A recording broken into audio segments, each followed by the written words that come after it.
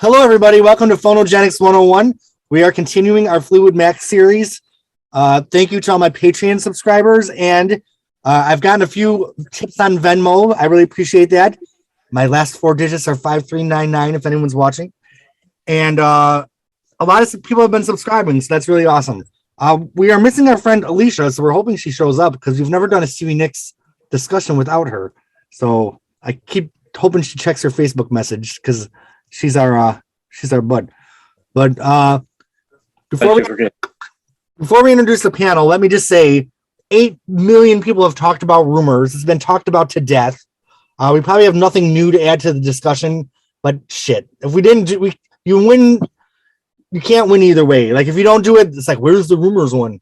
So we're just going to say what we think of Rumours. Obviously, we all love it. So that's the end. We're just going to quit. No, I'm just kidding. All right. So I'm going to introduce our panel. I'm going to start with the top left. Jim. Yes. Well, what I'm supposed to say? Affirmative. Say where you're from and how long you've been a Fleetwood Mac fan for. I've been, actually, I probably heard Hypnotized and, you know, the For Your Love cover they did? Yeah. Took note of that, and that's, you know, that's probably when I first heard them. And then, of course, when Christine over my head and that started, and this other girl came along, and I was mad. Come on, I want that other singer, you know. Right. And if anyone wants to hear that story, we did cover that last month on the Fleetwood Mac self-titled. All right. Next, we have Roland. I'm Roland from Canada. Been a fan for many, many years, and I'm looking forward to separating the rumors from the facts. All right. Very clever. Very clever. Next, we have Steven. Hi, I'm from the Midwest, and I have been a Fleetwood Mac Stevie Nicks fan since 1987. Welcome to the room, Steven. All right. And finally, we have Nathan. This is Nathan from Portland, and I've been a fan since about 2003. Well, say you will join us for every podcast. I'm Jeremy Gloff. I'm your host. I'm from Tampa, Florida. I've been a fan since 1979. And my first memory of Rumours is my mom cleaned people's houses for some extra money, and she would always play Rumours on the stereo. So this album was all over the place in 1979. Even though Tusk was out, I think everyone was still listening to Rumours, at least in Fredonia, New York, where I was from.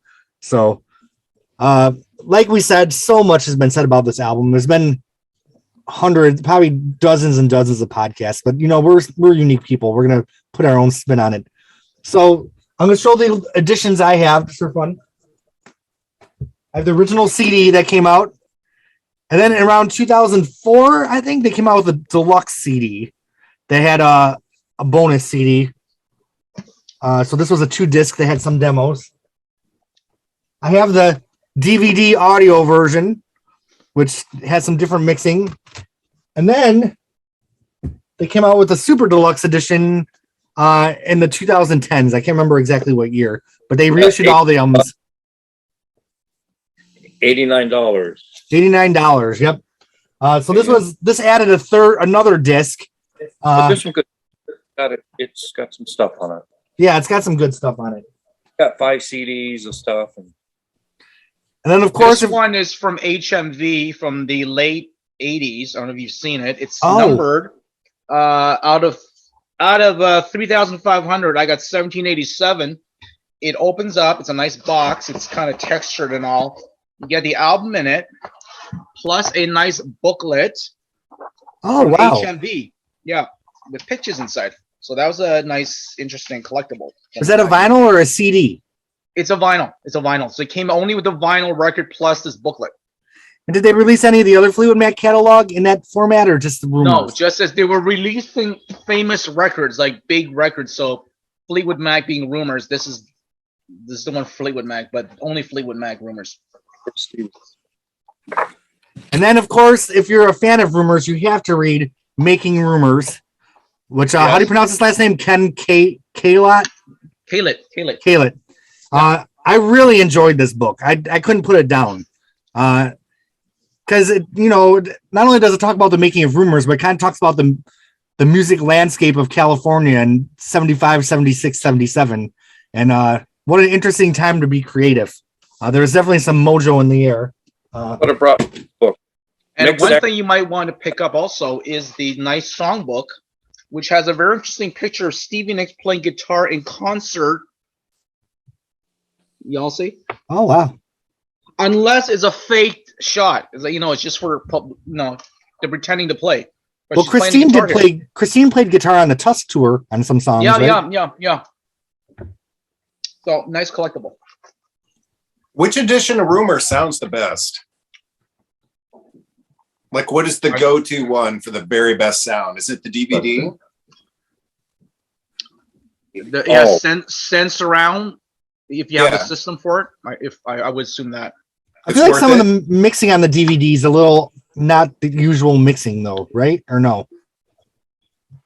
Or is the vinyl recording the one that they just pressed? And I wonder which one is the best. Would it be on But vinyl or would it be digital anyway to begin with? I would say the most recent is the best. I don't know, the one with all the demos and jam sessions. But being that 2027 is not that far away, in what 5 years, I bet you there'll be a 50th anniversary issue of some sort. No, not another reissue. There'll be another. I bet you. However they can make money. Of course, there's the Record Store Day release, which was Nice cover. the alternate Nice Rumors. alternative cover. Yep. So this had some of the demos and stuff that from the box set. So that's a nice little collectible to have. All right, so the album cover. I feel like it was kind of a series with the self-titled album, and then that was black and white. And what would you say this is? Sepia? Is that how you say the word? Sepia. That's right. Words that you read but never say out loud. That's one of those words. Yeah. So what do y'all think of the cover of Rumors? Obviously iconic. I mean, what can be said? Oh yeah, yes. Where's my writing on that? Even the back is fun too.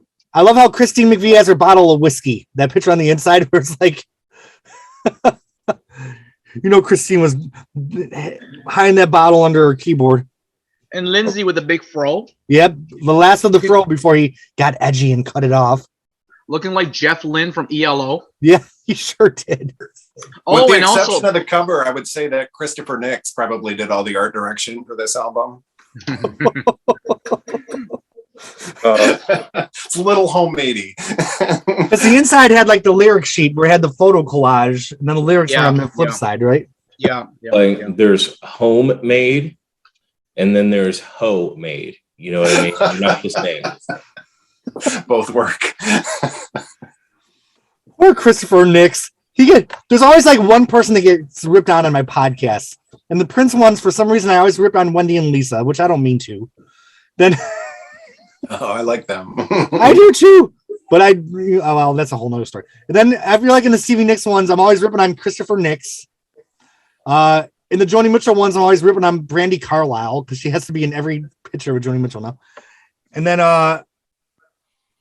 is that everybody? I don't know. And Madonna, I guess I'm always ripping on the Madonna one. I'm ripping on Madonna. All the criticism is with love. Yes, with love, with a lot of love. So Christopher Nicks, graphic designer of the year. Yes, of course, yes. Love those tour books, yeah. Okay, so we're the first people to ever talk about Rumors, the album. I really feel like I just looked up. It's still the 9th selling album of all time, at least on the list that I found. Maybe it's changed since that list. But, the precision and the studio artistry that went to that album is very evident. You can tell Lindsay was very meticulous. It's a story that's been told a million times. So does anyone have anything to add to that? I mean, I think its place in the history of recorded audio is well deserved. Yes. Jim. Yeah, it sounds good today. It's very crisp. They showcase the band members.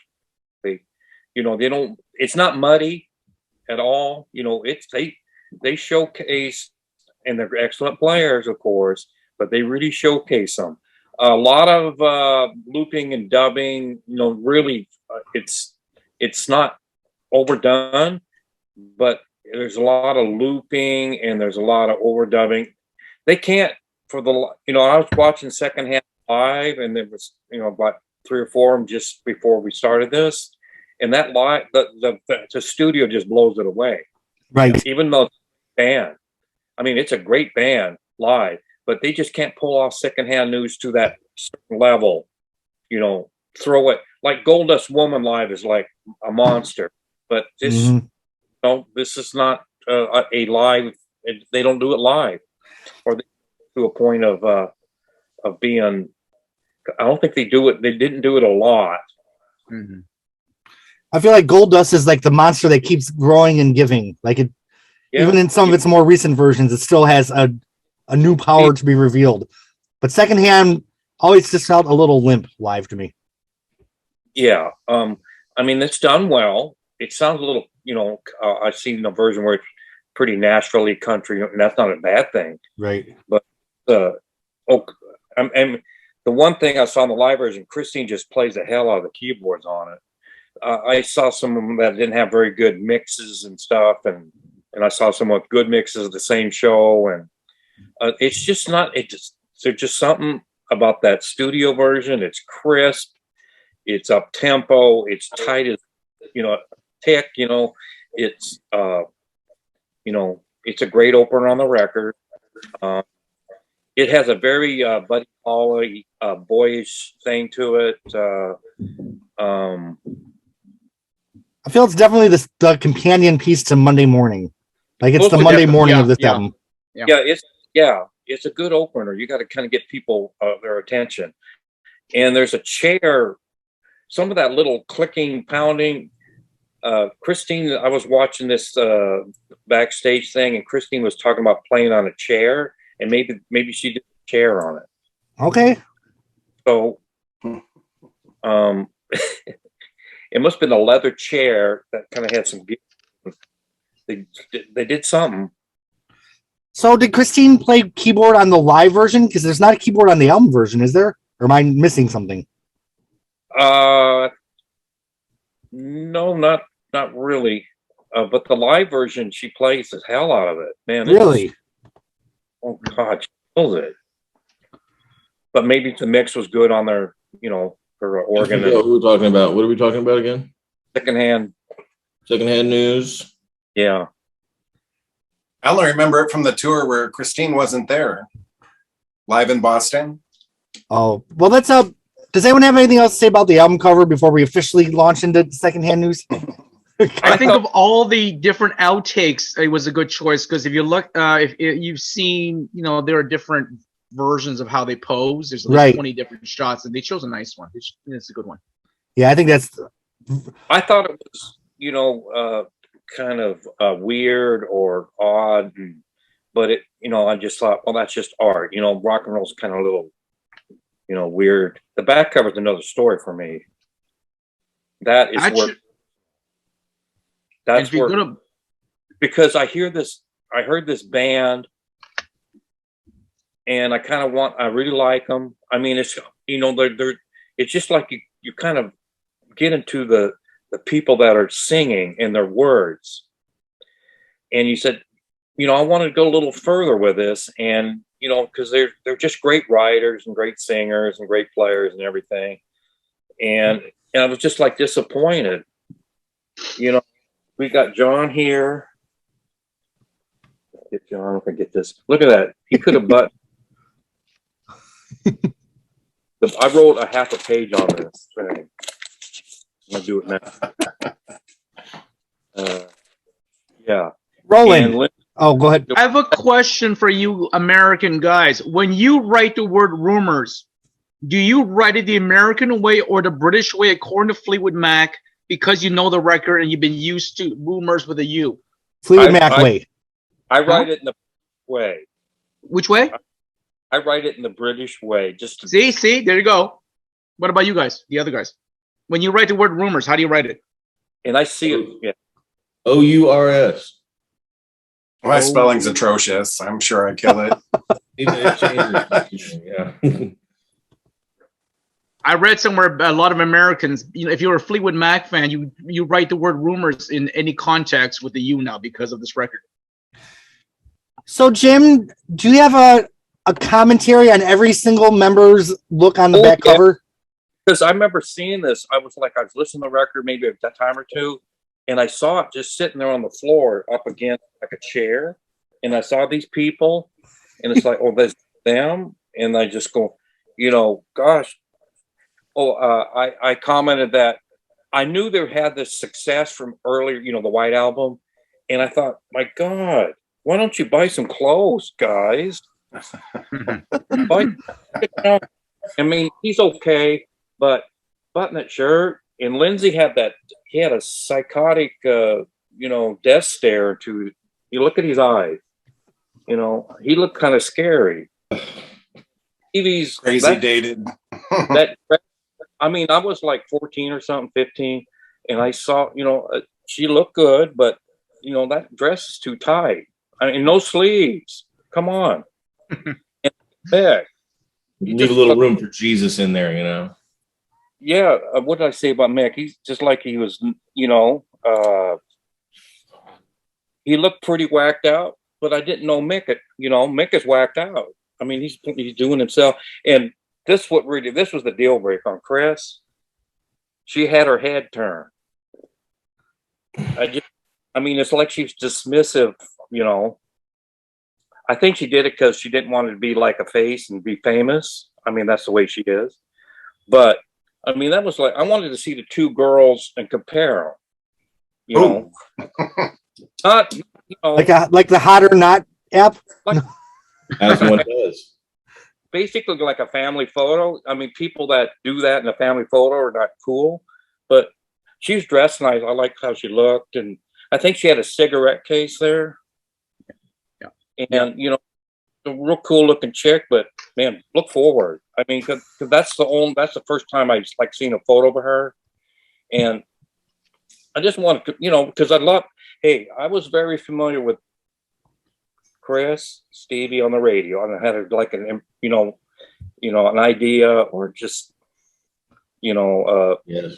This is like the first time you see them, and that was like a deal breaker somehow. It's just like, come on, look forward, because I just love the two girls, and I had just kind of an idea or feeling or whatever about them, and this was kind of a letdown.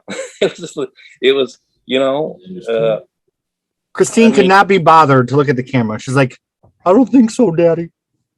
I had the same reaction looking backward too, because I fell in love with them in 1987 when they were all decked up to the. But you look at that, it's pretty rad.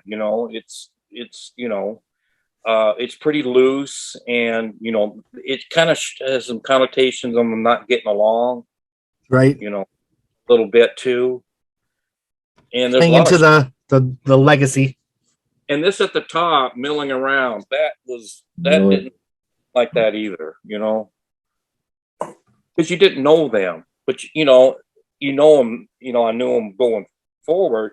That's just them, being goofy and. So that. All right. Any other thoughts on the album cover before we officially move into secondhand news? And this could have said Fleetwood Mac Yesterday's Gone had they went for the older title. Oh, that's right. Did they ever do a cover art with the original title? Never, right? No. That would have been a shitty title, I feel like. Oh, and the crystal ball's back from the Fleetwood Mac album, right? Mm-hmm. Mm-hmm. All right. Well, moving on from the cover art officially into secondhand news. Okay. I love Lindsay and Stevie's harmony on the song. I feel oh yes, because that's like their younger voices before her voice got deeper and before he had to scream all the time. This is she does that nice high part when I've been tossed around enough. She does that high part. Oh yeah, that's cool. Oh, this is gold. Lindsay does that when he plays that song live on this solo tour. He does that now. I was pleased to see the other night. He does that little jump up in that part that you just mentioned, Roland. So he takes Stevie's harmony and does her part. Yeah, does he have backing vocalists or anything, or you just one man show? The band sings a little bit with him. But it was a Okay. full band, not an acoustic show. No, there's a couple guys there. There's a drummer and a keyboard / effect, and then Neil Haywood. Are. Or to, if you're a player in the band to do harmonies, you just kind of fill it out a little bit. That's probably what he's got. Have you seen that live version that was released from the US Festival '82 with all the balloons? Yeah, I just watched. Huh? Yes, no. I never seen it. With the balloons, and they start off the Mirage tour with Secondhand News. How is it?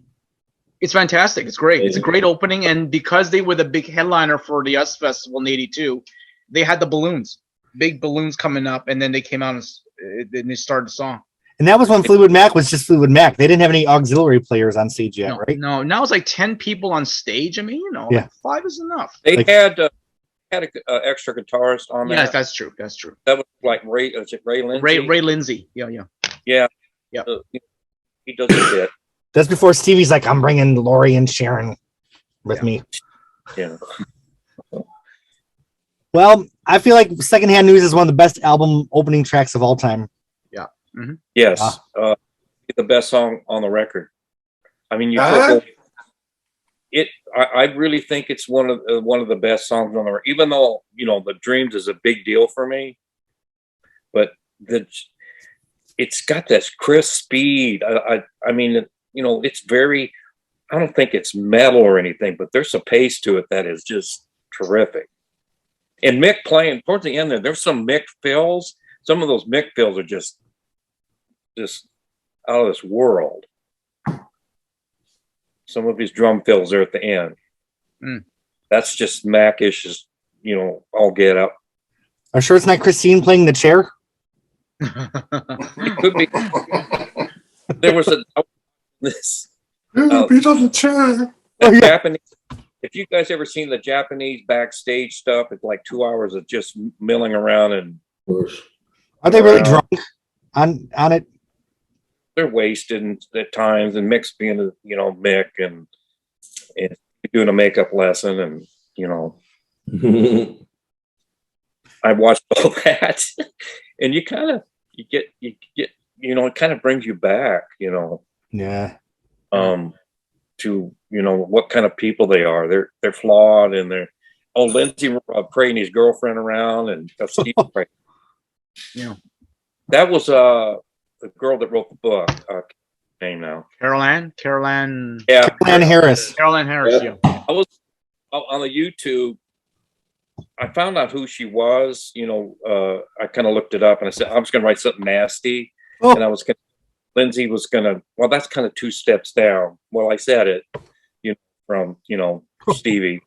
But that was just a girl, and then this girl's was with Lindsay, I guess, quite a while, and Lindsay really. There's a book. I haven't read it, but there's some abuse stuff, did to her. That'll be around the Tingle in the Night discussion, I think. Caroline. I'm sorry to say that, someone's 2 steps down from someone, but that's what I thought was going to put on YouTube, and now it's on YouTube. Ha. All right. Any other thoughts on Secondhand News? Roland. This is a great opening track, but it's interesting that it was never really done on tour. The Rumours tour, they didn't do it except for the last couple of shows. You could find a live version on YouTube when Lindsay cut his hair during the last couple of shows for the Rumours tour. Oh, he did? Yeah, it's like he's bare chested with his glittery kind of vest. Oh. And they do Secondhand News. It's on YouTube somewhere.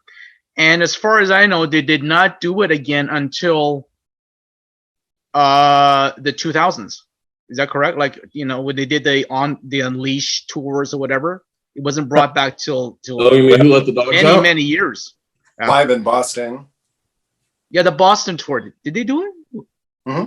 Did they do it on that DVD? I believe so. Yeah. Yeah, so they waited that long to do it. Yeah, a song from the 70s, 30 years later. Yeah, it wasn't on the dance or any of that stuff, which was like, I'm very surprised. They just, it's a production song. It's the what do you call it? The loops and all that stuff, and hubs and all that. It's a masterpiece that way, and you just can't take that live. Doesn't, for some reason, it doesn't work. I remember hearing this on the radio. I think I was like the first time I heard it, I think was on the bus going home, and after a long school day, oh God, school, and I'm pretty sure I remember hearing this on the bus going home, and it just lit me up. I just, boy, this is great. And I'm pretty sure I knew who it was because there was Go Your Own Way, that came out, and this was probably just something the album rock people were putting on, and I really liked it. Back in the day, they used to play album tracks on the radio. Yes, and that was. There wasn't much entertainment back then. The DJs to keep their listeners, they had to really mix it up. Now it's just money. Yeah. All right.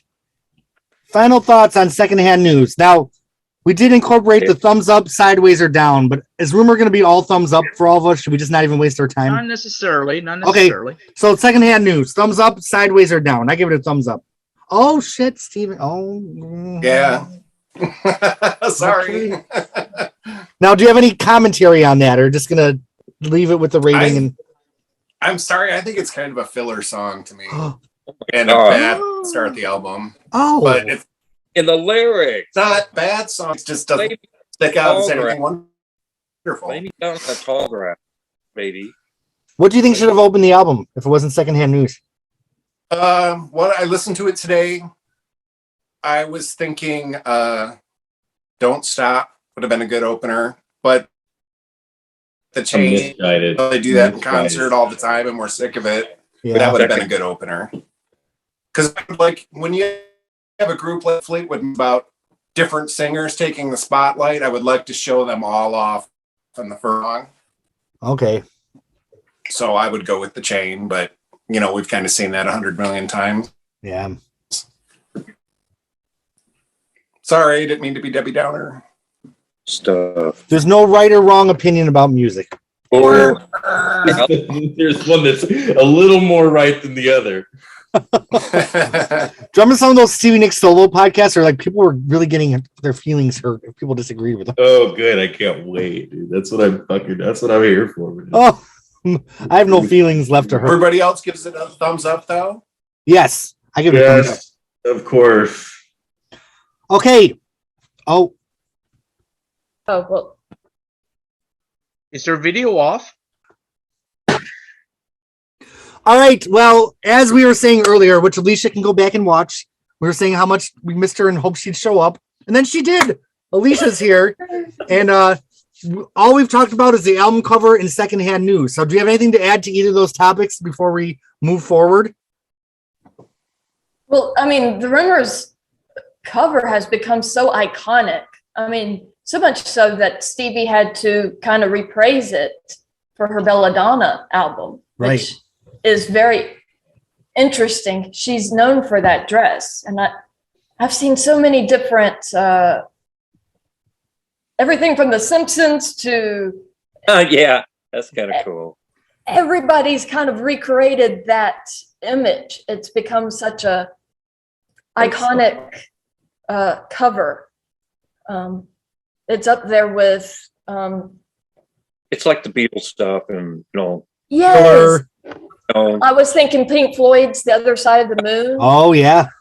It's just everybody knows that cover. It doesn't even have to have Fleetwood Mac Rumours. It's just Stevie holding the crystal ball with, and it's interesting because I'm surprised they didn't keep that crystal ball. They started with the self-titled. Yeah. They had the ball. Then you have it with this.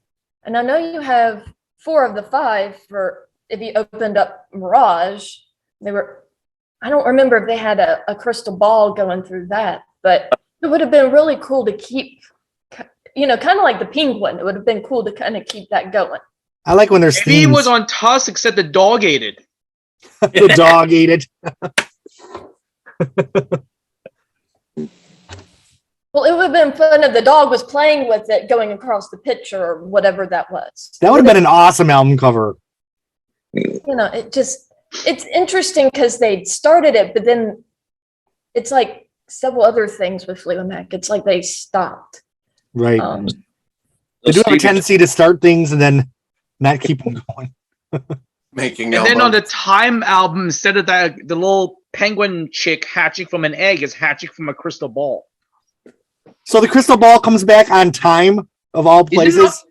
I'm kidding, but isn't it on the Oh, dance? I Is thought you were- Mick holding the crystal ball in the dance cover? Wait. Is I he? think so. Now you're going to But make me have to go pull. The dance, Fleetwood. But they're all standing in that junkyard or whatever the junkyard of stuff. Is he holding Oh, the that's- ball? Yeah, he Of must be. course, yes. Okay, Okay. Everybody's seen the dance. that's amazing. Sometimes I don't get it. Sometimes you guys are like, what's the dance? I don't think I've ever seen that one before. You know all the instruments on there. And on the Tango in the Night album, the crystal ball's behind one of those bushes. it's Yeah. it's there somewhere. I think if you look at the full, Behind one of those trees. Yeah. And then behind the mask, Lindsay took it with his guitar case when he quit after Tango, so they didn't get back to the studio in time. power move, total power move. Yep, he's like, I'm taking the crystal ball.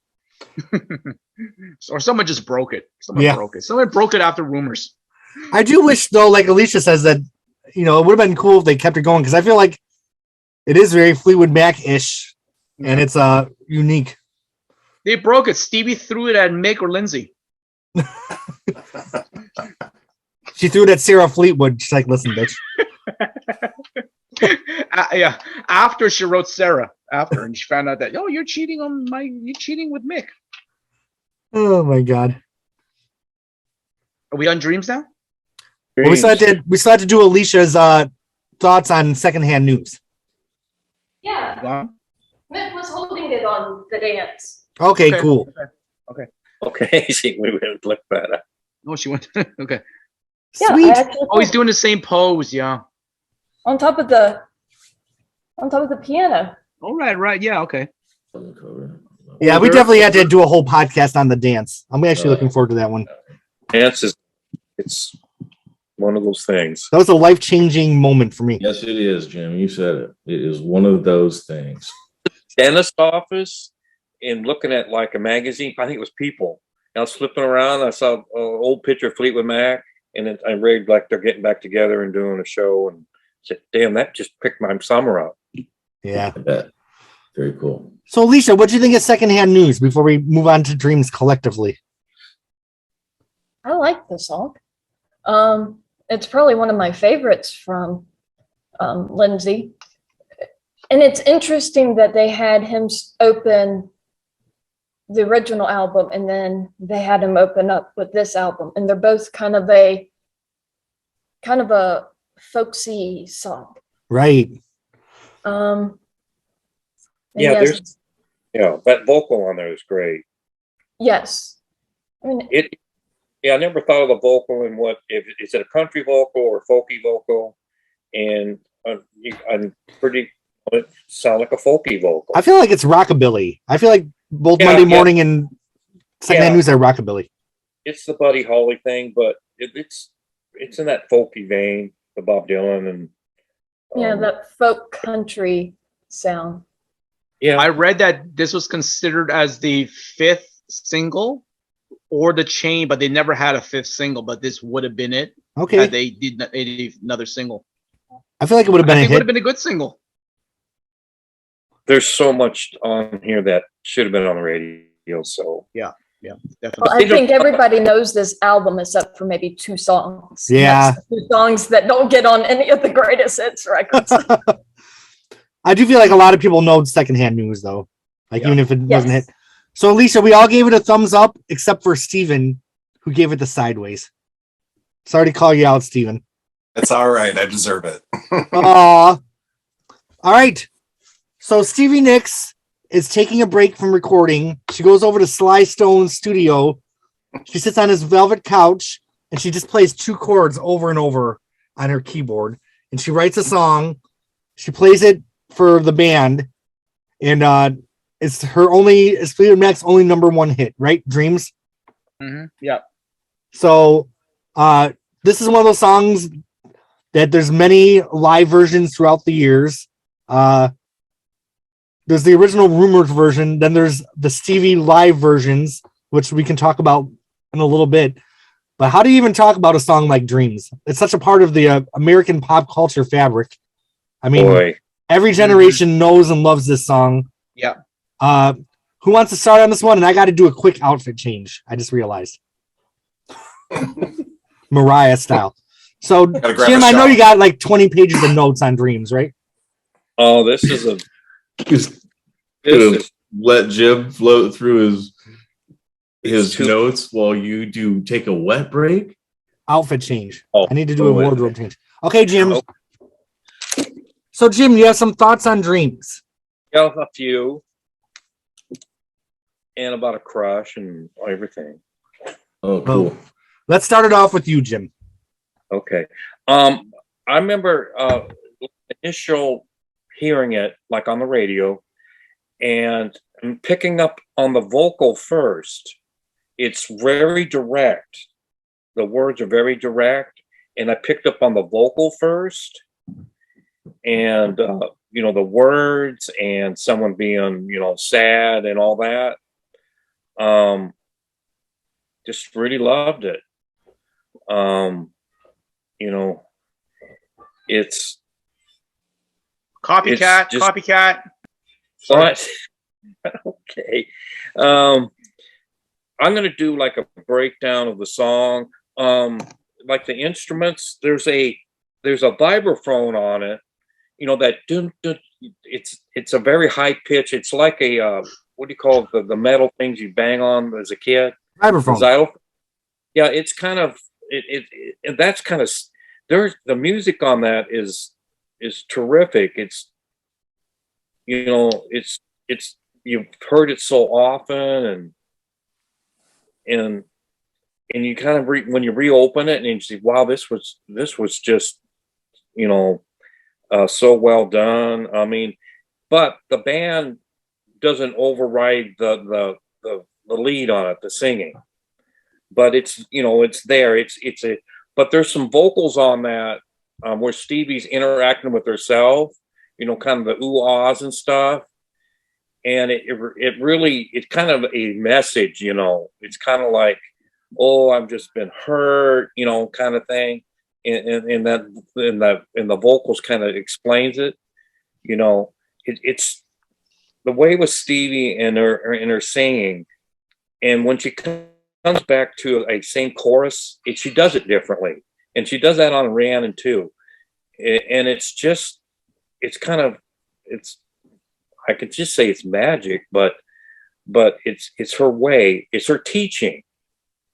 It's like she's like in a short 3 or 4 minutes, and she just wants to teach you something, and she's a great communicator. I mean, the communication there, this is why it's rediscovered by the next generation over and over in the TikTok and all that and over again. And is everyone drinking their cranberry juice as we talk about this song? Yeah. on my skateboard.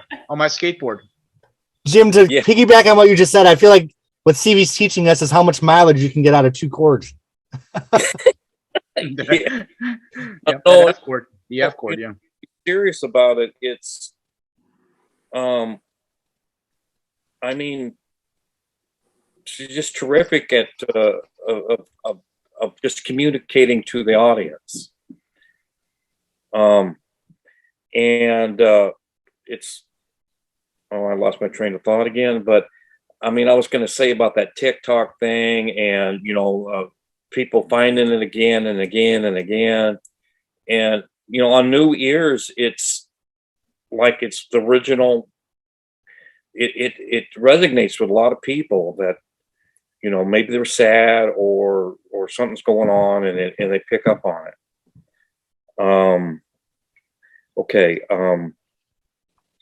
I mean, like I said, the harmonies, the harmonying with herself is good, and when the band harmonizes in here and there, it's really good.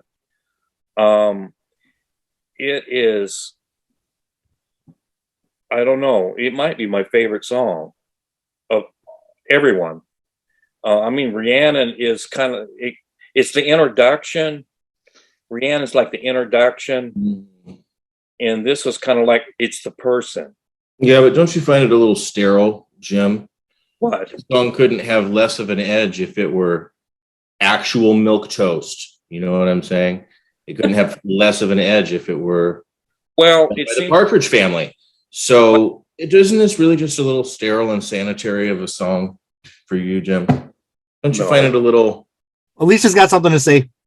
Well, this is when go with all of this because I'm not jutting in. I feel like Dreams is kind of like, okay, I will admit I like Celine Dion. And I would tell you, I don't like My Heart Will Go On. But it's at that point that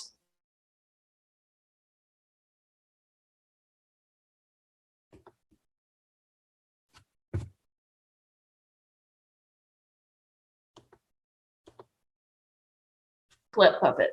Jesus. It's been played and done so much that us as a fan is like, she's got other songs that's better. And I feel like Stevie has kind of that same problem with Dreams.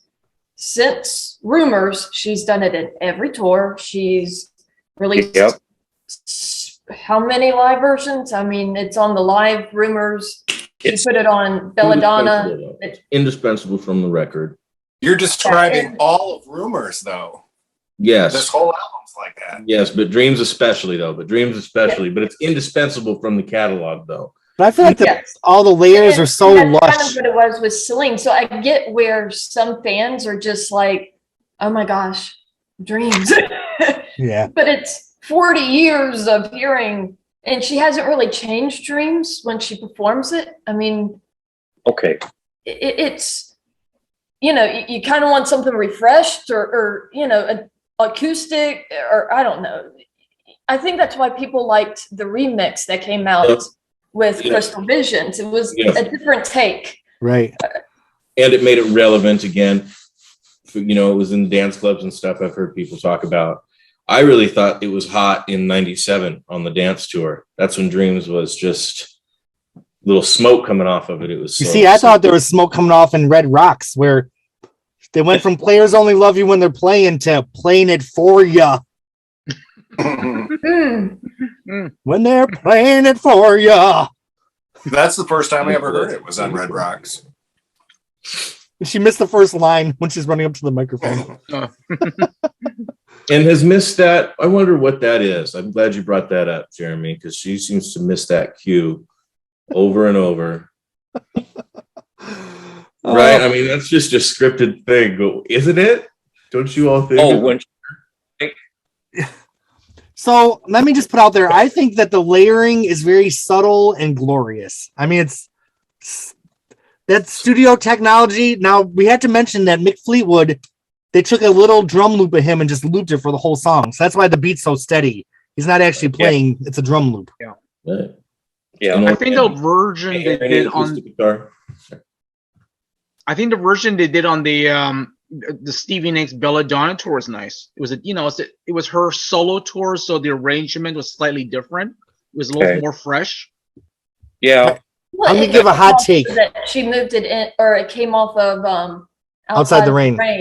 So it was Oh, that's right. Yeah. It's segues or whatever the word is. Which I see no connection between Dreams and Outside the Rain. I know they're supposed to be sequels, but I see no connection between them at all.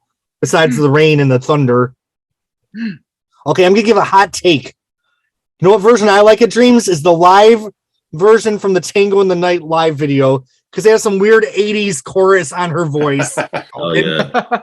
That version sounds different than any other version of Dreams. It's so singing into a fan. I know, I love it. Yeah. Give it to me. They didn't mess with her voice vocally with technology for 87, that tour, you think? There's definitely a chorus on her voice in that one. There's a different effect than they've ever used any other time. So I enjoy it. Okay, like the Jim, 1980 live record one. Yeah. you have more, correct? Yes, I got a lot. Sorry. Well, there was a time when it was played back to back with Rhiannon. Like I didn't really know, but then I thought, okay, I love this. I love this song that's right now, Dreams. And then, oh my God, she did Rhiannon. And it's like Rhiannon didn't fade. I mean, there's countless songs that are great, I get tired of, but Rhiannon I did not get tired of, compared to Dreams. And Dreams was, like a few weeks in, and then they played Rhiannon, and it's like the songs built each other. It's like Dreams was like the person that wrote Rhiannon. Rhiannon is way out there in the imagination and everything, but then the character in Dreams gave Rhiannon like it's a real person. So it really built, the imagery of both to me. It kind of gave it, fleshed it out, and it's almost like, you get to be a fan, of something, and that's what it became. I definitely can attest to the fact that players do only love you when they're playing it for you. Check it. Because I kind of knew, I think in Black culture, playa, and that was back then, back in the 70s. Playa was a word, and I thought that was a dig at whoever she was talking about, and I thought that was cool. I was just like, hey, you're sticking to someone real. You're taking that knife and you go, you're twisting it, and there's some point. There as much as like Milk Toast Dreams may be, there's a lot of dig in it. There's a lot of pointedness, and she's like crying the lyrics too. She pours herself into that. It's a rare thing. Rumours is Great song. I don't have a beef with it, except I think any acoustic guitar that's in it is too low, and it sounds maybe just a tiny to my ear anyway. To my that's the thing. Ear of my particular generation, it sounds a little inorganic and sterile. You don't want to over. The vocal is the selling. Do you have any dreams like to sell? I did. Now we had to say that Rumours is the last album where we have Stevie's high young voice before it drops the octave with the Tusk tour. That's So like even on the Tusk tour, well, she sang like Christine's Harmony in the version from the 1980 live album, right? On the chorus, didn't she sing?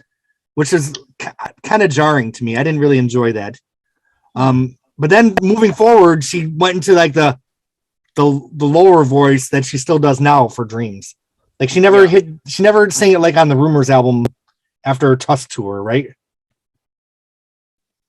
Yeah, that's You're right. talking about the falsetto? The falsetto, yeah.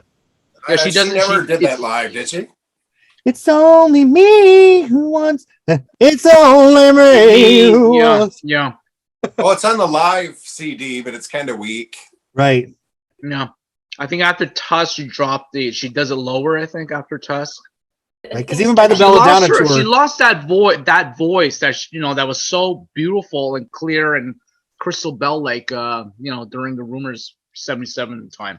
oh, that voice is glorious too. I mean, anytime you hear that high Stevie voice, even on the damn Kenny Loggins song. Oh, whenever I call you friend, yeah, it's gorgeous. Yeah. Like her voice is in full effect in that song. Speaking of Milk Toast, but that's still it doesn't get any more milky toast than damn Kenny Loggins. Oh, here's Stevie with Sly Stone. If you see that, someone tweeted it recently. Was that when she left the studio? Sly, I just wrote a song. I just wrote a song. Here, you keep it on your bed. Now the keyboards on the album is Christine, though, right? It's not Stevie turning out those two chords, is it? I doubt it. I think when she demoed it on the bed, it was her with a little tiny piano, but obviously, it's full blown production for the record. I think the Fender Fender Rhodes? Rose on it, and there's organ and vibraphone. There, it's buried down quite a bit, but you don't want to overrun that vocal. Right. You know, it's just it's number one for a week. You know, Go Your Own Way is just. I mean, Go Your Own Way. I think it has more of a rock staying power for like, you know, it's so iconic, and I don't know if it was like 8 or something. It was in the top 10 somewhere, but you know, this hit and it was played a lot. I mean, Mhm. It is a classic. Mhm. it's great for first time listeners. I mean, I get that because I was one of them. It is a great introduction into Stevie. I feel like Yeah. Dreams is I mean, Stevie Nicks. Yeah. There you go. That's, you know, and thankfully we got the title for the Crystal Visions Greatest Hits music collection from this song. Mhm. Oh, it's a very country like. I don't know if it's vocal, but writing. A very country singer type writing. It kind of connects with that. You know, I'm sad and down because you know you ran out on me and all that stuff. You know, about love and all that. But I mean, I think it's a very relatable song too. It really sums up that angst that you feel coming out of a relationship in a very eloquent, unique way. Like her lyrics are a unique take on this subject. Yes. Like only Stevie could take us there. But maybe even she got finally bored of the song because for the 24 Karat Gold tour, she dropped the song. The first time ever. Oh yeah, true. Yeah, she did for all the Fleetwood Mac tours and her solos tours except for 24 Karat. I didn't miss it. I didn't miss it either. I think our being seasoned fans, it's like, oh, Dreams again. But the more casual fans, they would want to hear that, of course. One of my friends was still dating this. Like, this is such a stupid story, but as the host, I'm allowed to divulge. But one of my friends we found out he was still like dating the same guy, and we're like, oh, she's still around. So that's how I feel about Dreams a little bit. Like, oh, she's still around. All right. Any other hot takes on Dreams, Alicia? Oh, well, okay. So I like this song. I mean, now as a fan, almost 15 years later, I can understand people saying it's sterile or, and, but the lyrics are fantastic. Players only love you when they're playing. You'll know when, oh gosh, you're putting me on the spot. Huh? When the wedding rosters are clean, you will know. Yes. I mean, it's just beautiful. It's just beautiful. It's interesting how, as she was saying, you'll know when your heartbeat and the drums almost sound like. Yeah, that's yeah. I love the tom that Mick Fleetwood puts in there. Yeah, it sounds like a heart. Like it's just, and then the Crystal Visions, it almost sounds like they're trying to do kind of the thing with, I don't know how, like to make like the smoke or the mirrors, the mist around like a crystal ball. It's somewhat, it's good. And her vote, I'm not going to go with what Jim so eloquent put, but the vocal is very good too. So, I mean, it's a fantastic song. So I pulled out my iPod the other day and this is number 2 on the most played songs. Really? So, yes. One point. Rolling Stone does their top 500 every so often. Dreams is 9. Oh wow. I think it was a TikTok thing. Rightfully so. I do think this song is every bit deserving of its legendary status. Queen and all the classic protest songs. Dreams is 9. I think Rhiannon was at one point. Rhiannon was like a 498 or something, and there was no other Stevie. That was years ago. But I mean, I guess it grew on the people doing the. I think it was a TikTok thing. I mean, in this incarnation of their top 500 had a lot of the upheaval we're going through now. Right. A lot of stuff. which is fine. I mean, but I mean, Dreams. I mean, that's great. 9, great. So if you had to pick between Dreams or Landslide, which one would you keep? Dreams. Dreams for me. Dreams. I think Landslide. I think that one's grown more on me as the years have passed. And those are definitely both classics, so there's certainly no wrong answer to that question. Yeah. Long as there's an English language, it'll go on with it. Yeah. It's just pieces. I think things in SpongeBob are going to go on forever. You know, some of the early SpongeBob, there's some puns and stuff and little bits of adult humor in there that they're going to go, that's going to go on forever. Roland, is your hand up, or was your hand just? Oh no, okay. Oh, no. Alicia. So the thing that makes Rumours so great, and at least when I picked it up like 15 years ago and listened to it for the first time, these songs really, kind of like what they've all said in interviews, you start hearing a dialogue. Oh yeah. Yeah, I heard the dialogue. I mean, it's really, I think that's what makes this record stay so well. It's such a, you have all the emotions of breakup and trying to work together and everything else, but it's really like an episode in this band, and you really are hearing everything that they were going through at this point with this record. And it's almost fun to try to put the lines together, because they are, particularly Lindsay and Stevie, you're really hearing the And I go as far as saying more successfully than any other band ever did, as far as like communicating within songs on an album. yes. It's Someone like me essential picking too it up, for the I success could- of Rumours. Yeah. That one. Yeah, John said that. It's sound like a bunch of rumors. I read Mick's like a second book, the chapter on Rumours, and he said that they would bring the music in and not the words.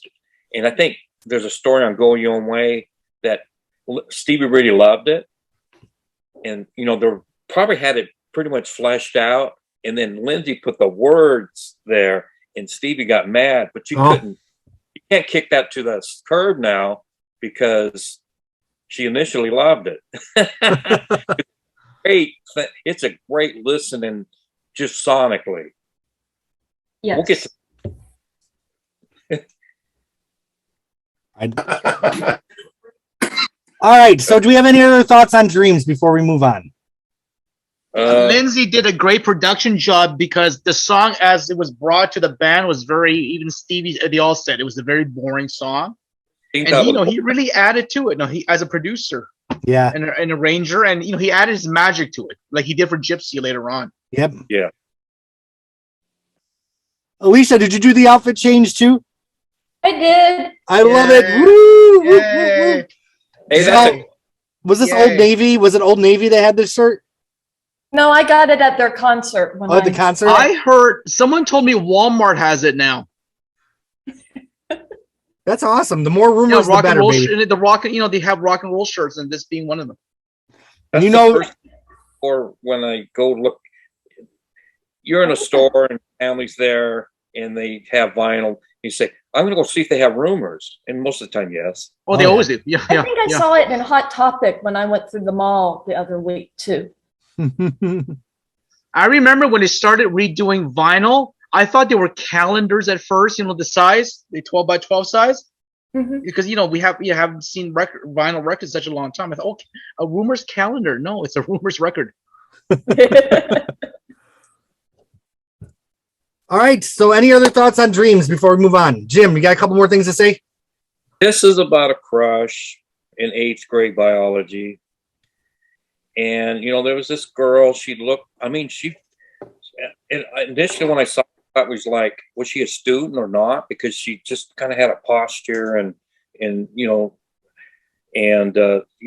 hair combed good and everything. And, she just sat to the side in front of me, the whole school year. And it's for, it started getting, it made, she had some feelings.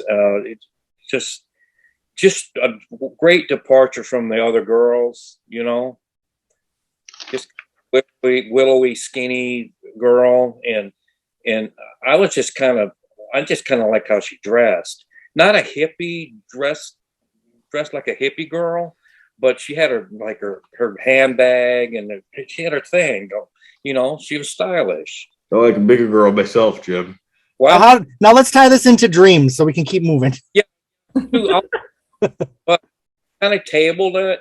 But then she started missing classes. Uh-oh. And then everybody was kind of rounded up and got on the bus and went to like the junior high. I was in senior high, but they went to the junior high gym, and then she did a ballet routine that was just awesome. She was like a dedicated ballerina. I mean, really good, athletic and everything. And then I thought I tabled it, but the next day I wanted to thank her for what she did, but I couldn't because I wanted to take it a step further, but I didn't want to mess up her life and her dreams. And I had my own dreams because I wanted to go back on the farm with my family and work the farm. And ballerina farm, that's just not going to be, that's not going to work. And I use dreams about, to kind of get, because it's only me who wants to wrap around your dreams and all that. And she had dreams, because those words kind of came to a point where I just couldn't approach her. And, that was it. It's a beautiful story. I wrote like 2.5 pages on it. And, dreams probably helped me get over that. So you never talked to her to this day? Unrequited love? No. Aw, and she's out. Did you ever look her up on Facebook to see what ever happened to her? Well, yes. Oh. She had, and I had mine. We both have 3 kids, so there. Well, have you any dreams that you'd like to sell? Oh, that's a sweet story, Jim.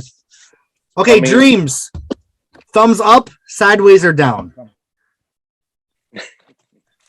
I just wanted thumbs up. Steven, you thumbs up on this one? Yeah. And Jim, if you want to email us the whole 3-page story, I'd love to read it, to be honest with you. Okay. Yeah. Okay. I kind of would too, actually. Yeah. It's I fleshed it out for the first time. Yeah. Send it on. Sounds fascinating. I was just thinking in the shower this morning how cool it would be too. And I got another page about, this girl that was singing this song. Yep. I mean, to kind of put it, I really would. Ultimate breakup song. It's with a larger theme of being a breakup. After hearing it over, I remember it came to a point when Dreams quit on the radio.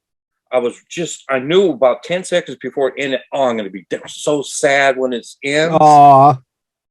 That for true, real. It's going to end. And I'm going to be sad. And, Do you think anyone felt that way about Whole Lot of Trouble? I started thinking about who the person is because of Rhiannon and Dreams, and I kind of envisioned, I which I got to it literally, he was saying. And I was like, why someone that has organized lyrics and sings really nice, why in the world should someone leave that? Yeah. And I started thinking, well, maybe she's not pretty. But the way, then I sort of said, she has to be pretty. The way she's organized lyrically, and she's intelligent, and she has a, strong opinion. I mean, you can tell this girl's got there's something the next level about her, And I was thinking, what would she look like up on stage? I mean, I really thought that. I thought, well, maybe she's like a tall brunette, and like players behind her in the shadows, and I call this the Stevie Nicks scavenger hunt game. All That's right, friends. Well, it's already 9:30, so let's move on to never going back again. Yeah. But Jim, if you want to send us the notes, I'm happy to read the full version. Well, okay, I have to say, since Jim's been talking, it makes me feel like, maybe not now, but it almost makes you feel like you have to sit and just dissect how all three of these songwriters crafted their songs.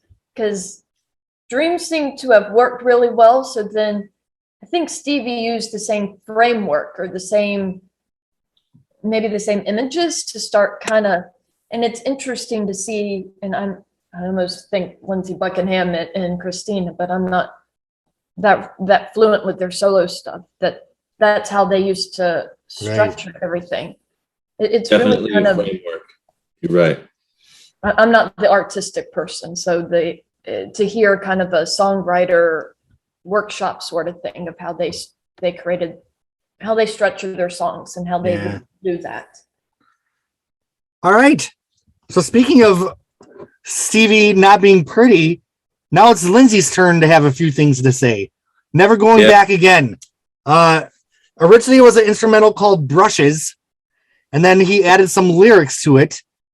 We get some of those demo versions on the deluxe editions. I really like the version on Rumours because it's very compact. He really milked it during the concert, it did all his crazy things. And I don't need that. The yelping. I don't need the yelping. I just like the fucking song. Give me the song. Yeah. Bend down one time. I like the Rumours version. 3 times, 4 times, 5 times, 6 5 times, 6 times. Yeah. I'm surprised that looking at this now, how short the song is. It's 3 stanzas only, compared to everybody else's songs. It's nice and simple. And I love this song. I think it's a great palate cleanser after Dreams. How do you all feel about Never Going Back Again? Jim. I'll do it. It's a funky country feel to it, yet it's bluesy. Mm-hmm. Very Buckingham Nicks. Yeah. Said Brushes. Now, Brushes come from the Buckingham Nicks project, or does anybody know that? Because no, I think it was specific to sounds Rumours. like it could have. It sounds like those other 2 instrumentals. It does. I mean, Stephanie. This sounds and a lot, quite a bit of it. And I wrote here something about. I think this song's a little bit filler-ish. What the song sort of means. It's like Lindsay doesn't really want to get back heavily involved with a woman again, but he likes being around women, and that's pretty. It's sort of something in an interview like he was getting girlfriends. This is kind of like putting wind in his sails. Right. What he actually said in an interview about he's happy about be around some women, but not being totally at the hip, connected. Now, when he said he was never going back again with Stevie, I guess he did mean that because they never got back together again. Maybe there's a little tryst during the dance tour, as evidenced by some of the songs, but we don't know. I don't think they did that. You don't think so? Okay. I think it's wishful thinking. There's a when they get on some pops, but in the personal lives, nope. So I was gonna say something nasty, but I won't. Okay. Lindsay's pants weren't thrown down like a barricade. Okay, I did say it.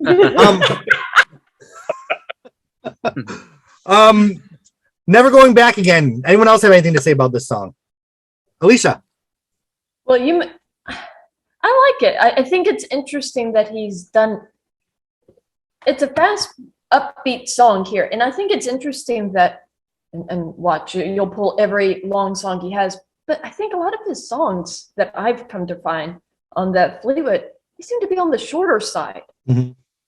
2.5, 3 minutes. It doesn't seem like he does really, really long songs.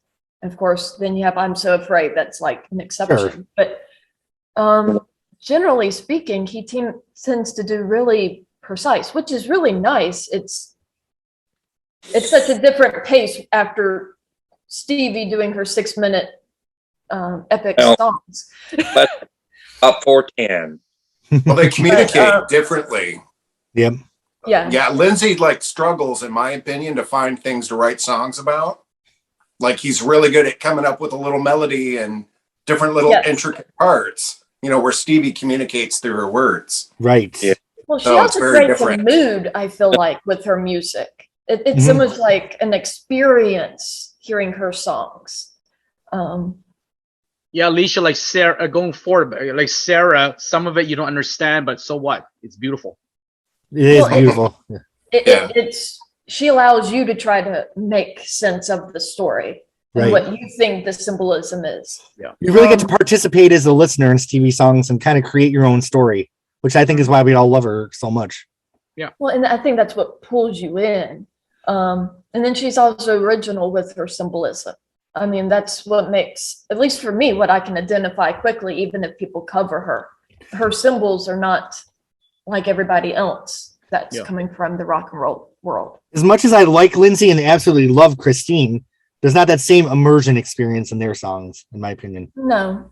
But going back to Never Going Back Again, it's a nice 2.5 minute kind of upbeat and kind of like a palate cleanser. Yep. It's also A bridge or interlude. Yeah. yes. Well, it's also Great though. yeah. It's interesting because I was looking at how the songs are broken up. It's like they put Stevie's other 2 songs on side B, but then they almost did all of Lindsay's for side A. Just how they fitted. It's Wasn't this Stevie's famous track listing that she's always talking about how good she is at sequencing an album? And she's not. Yeah, she claims to have sequenced Rumors, but honestly, I think it was a group decision. Even though she claims that I was the only one who if it tracked was this the way it is. would have been Silver Spring somewhere. Yeah. Okay. Oh yeah, really. I think it's You would have just kicked off "Go Your Own interesting. Way" with Silver Springs. I think these first 3 songs, you hear Lindsay's secondhand news. It's like, I'm out with the trash. Of course, he's also talking about weed in there, but then you have Dreams, and then you have this song of, well, she did me wrong. I'm not going to ever go back again.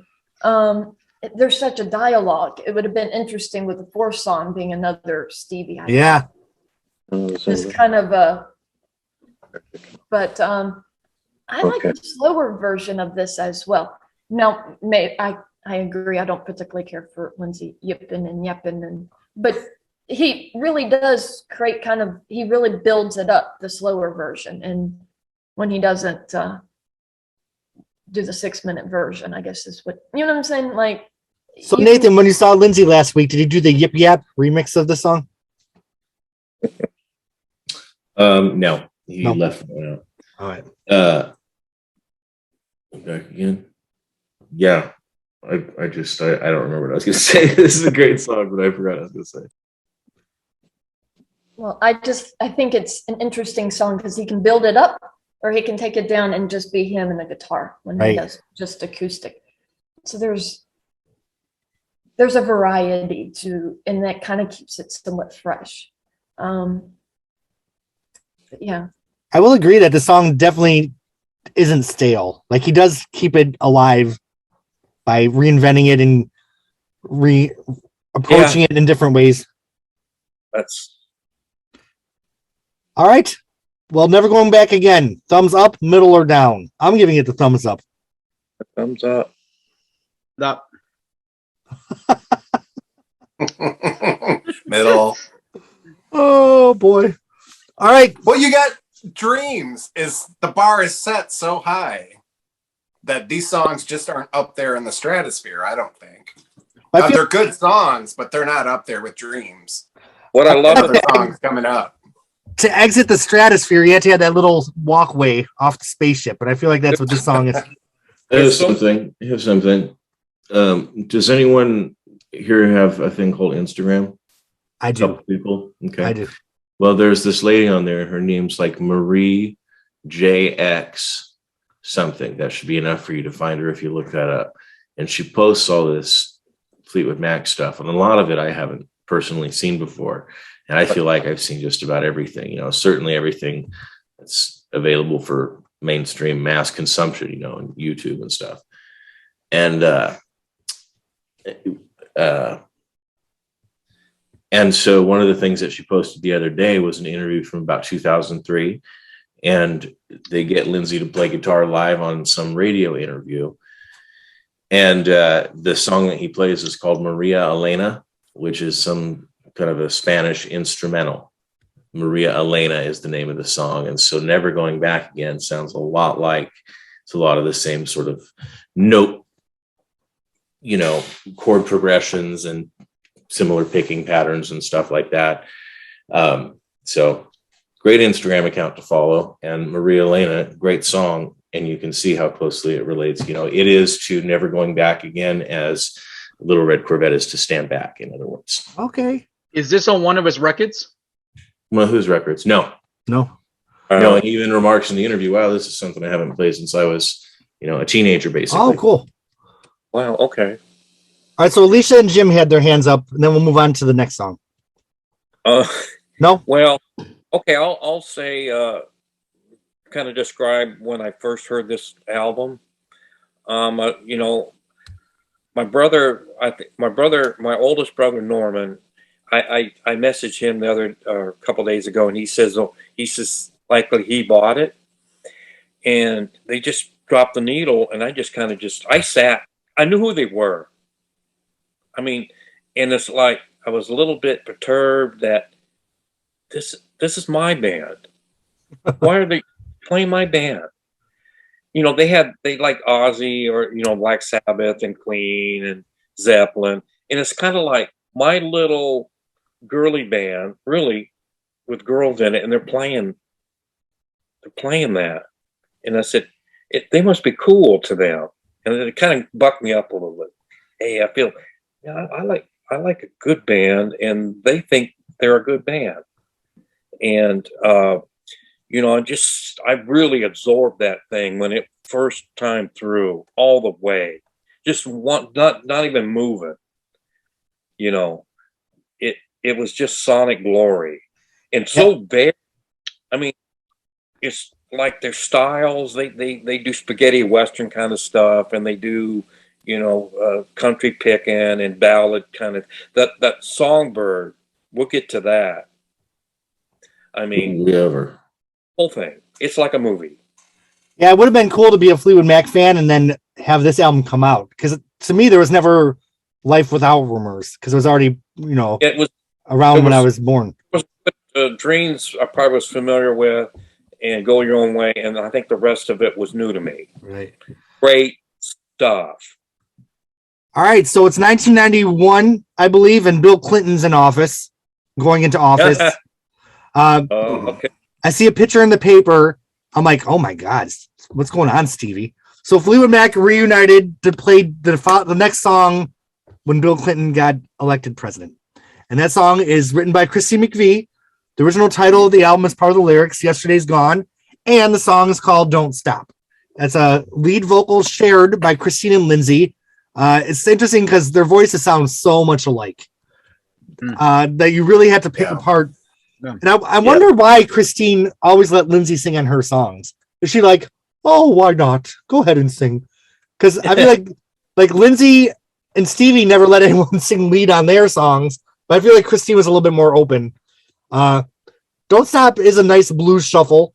It's one of those songs that's definitely played out. I mean, we've all heard it 8,000 times, but I still love it. It's, you know, I feel like it could have been on Heroes Are Hard to Find. Like, it's a Christine McVie song, which is some sharper production with Lindsey Buckingham. But Christine's been doing stuff like this for many, many albums and doing it really well. So, you know, well, Lindsey always talks about all the magic he brought. I don't think Don't Stop is any better than just Crazy Love or Believe Me from Mystery to Me, in my opinion. So what do y'all think of Don't Stop?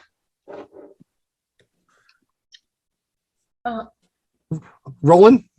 And then Alicia. I always think of the Clinton inaugural in 1992 when I hear this song. 92. I heard that when it went on stage, the music was pre-programmed, but they sang live. Okay. Yeah, and wasn't it cool when all the, you know, they were the biggest thing on that stage? I mean, it was their song. All the big acts, bigger than them, like Barbra Streisand, Crosby, Stills, and Nash, Michael Jackson, even they all went on the stage and sang their song. Don't stop. Yeah. This is a terrible thing to say, but Stevie definitely was the biggest thing on the stage. She was definitely having a struggle. No, she looked weird. She looked strange. God will get you for that. Yes. You can look.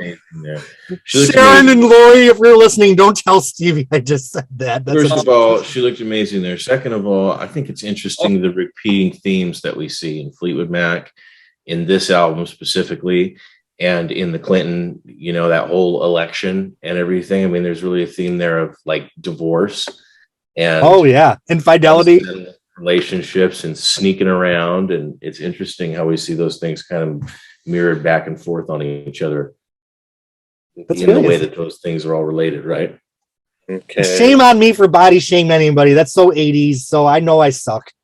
Okay, Alicia and then Jim. I have to wonder with like the Clintons, I know they did Don't Stop because it's a perfect song, but it's almost like they picked the neutral person in the group here. It was like such a, I guess that's Who's the usual person? Huh? Who's the usual person? Well, it's usually like Lindsay or Stevie, and it's like they chose the third party where you don't have any politics, so to speak, in this band. It's I don't understand. Oh, well. Christine definitely did have more of the radio hits than Stevie and Lindsay. I feel, except for like the the outliers, but it definitely was a safe choice to go with the Christine song over like Dreams, which would have been interesting. It would have. I guess theme wise, I guess Don't Stop is very perfect for campaigning. I'm not disagreeing. It's just in the fan base, it seems like there's such a huge tug of war. Who's, Lindsay, Stevie, and then for that particular big episode, it's like Christine. Like you can't even have, She's like, sorry, Lindsay and Stevie, they picked my song, not yours. Yes. Okay, so this is me always having Rumours around. So what was the singles off of this besides Dreams? Was it Go Your Own Way, Dreams, and then Don't Stop. And that's it, Love right? and Fun. Oh, You Make Love and Fun. Yep. Wow. Okay. There's quite a few. Okay. All right, Jim. Okay. On Stevie's appearance, she didn't look well. She looked sick and pale. You can be stunning, but some of us like them, Jim. So some of us like them. So heavy and not well looking and pale and kind of out of practice, kind of out of the stage, being kind of being confident. Please. That was the Klonopin. With training wheels to the motor for her. It was sad. And then Michael, the straight hair again was a surprise. Yeah, she had the frizzy hair all the time, during the early 90s. But going to the song, I love how Christine and Lindsay go back and forth on that. It's a very uplifting, bouncy song. Now, for a pop song, it really has a driving rock band to it. I mean, the mix just going pounding on it, and the band drives home the point that this is a very sincere message. I mean, this is not. I mean, Christine wrote it for like to John, just keep your chin up and go forward, and that's why it was written. And when I first heard it, I love how it comes in the intro, the keyboard, and then in the add musicians, and then they start going to the main body of the song. I love how they start that out. And when I heard it, I just knew it was going to be something big. Yeah. The Clinton thing. I didn't really mind they used it, but Judgment Day may come for the Clintons. Maybe not in this life, but there's some thing. There's some thing. I'd rather have Bill up there right now than what we have now. I'm just saying, but what we have now is really a disaster. Well, moving on from the politics, we're certainly not going to talk politics on my podcast. So behave, everybody. I'd rather have Bill right now. Jeez. I will. I will if you will, Jeremy. I will. Behave yourself. I will say I don't know if it was 2012 or 2013, but when the video from Fleetwood's Hawaii came out, where Christy McVie came out of retirement and came back on stage with Fleetwood Mac's blues band and did Don't Stop, I sat there and cried because it was like Christine's my girl, to have her back in effect and back on the stage. And then when she rejoined, like that was the beginning of the new phase of Christy McVie. So I just watched that version of Don't Stop over and over again. To have her back on the stage was so awesome. The Songbird is back. So Alicia, and then Roland. I feel like Don't Stop is somewhere up there with Don't Stop Believing. I mean, they're just such positive songs to kind of keep you going. And I think that's the longevity and that makes this song, and it fits really interesting on this first side because you have, while they're, Lindsay's songs were upbeat, they were quite brutal, and Stevie's was too. So this is kind of it's like a little bit of sunshine, right, going through here. But yeah, it's got a good beat. It's a good driving, but upbeat. It's just a fantastic song. A good shuffle. Yeah. Yes. All right, Roland. Oh, when Christine left and Stevie took over the vocals for this song in early 2000s, I mean, wasn't very good. I mean, she, her voice. I don't know what melody she was singing. I don't know what song her she was voice singing. didn't fit, and the way Stevie tends to sing now, she shouts a lot rather than sings. It did not do the song justice. That was a hot mess. Oh, and Elton John likes the song too. He did a remake of this song for that Fleetwood Mac tribute album that came out in the early 1990s. The Rumours one? Yeah, Elton John, yeah. I didn't know. Forgot about that. I'm third. Nathan. Thank you. I just wonder, I'm waiting until we get to the chain because I really want to talk about or hear other people talk about what an important song that is as an anthem, right, as a band, as a fucking band statement. You know what I'm saying? But then as we're talking about this one, I'm thinking, well, which one's really the anthem? Don't Stop. Right. Thinking about, or the chain. You really have a choice that could be made there. An argument could be made in either case. I also am curious, to Jim, are you like grateful to the Clintons for sparking the Fleetwood for the dance, for sparking the reunion? I gotta thank the Clintons for that, right? Oh, what are you talking about? Are you talking about the inaugural, or?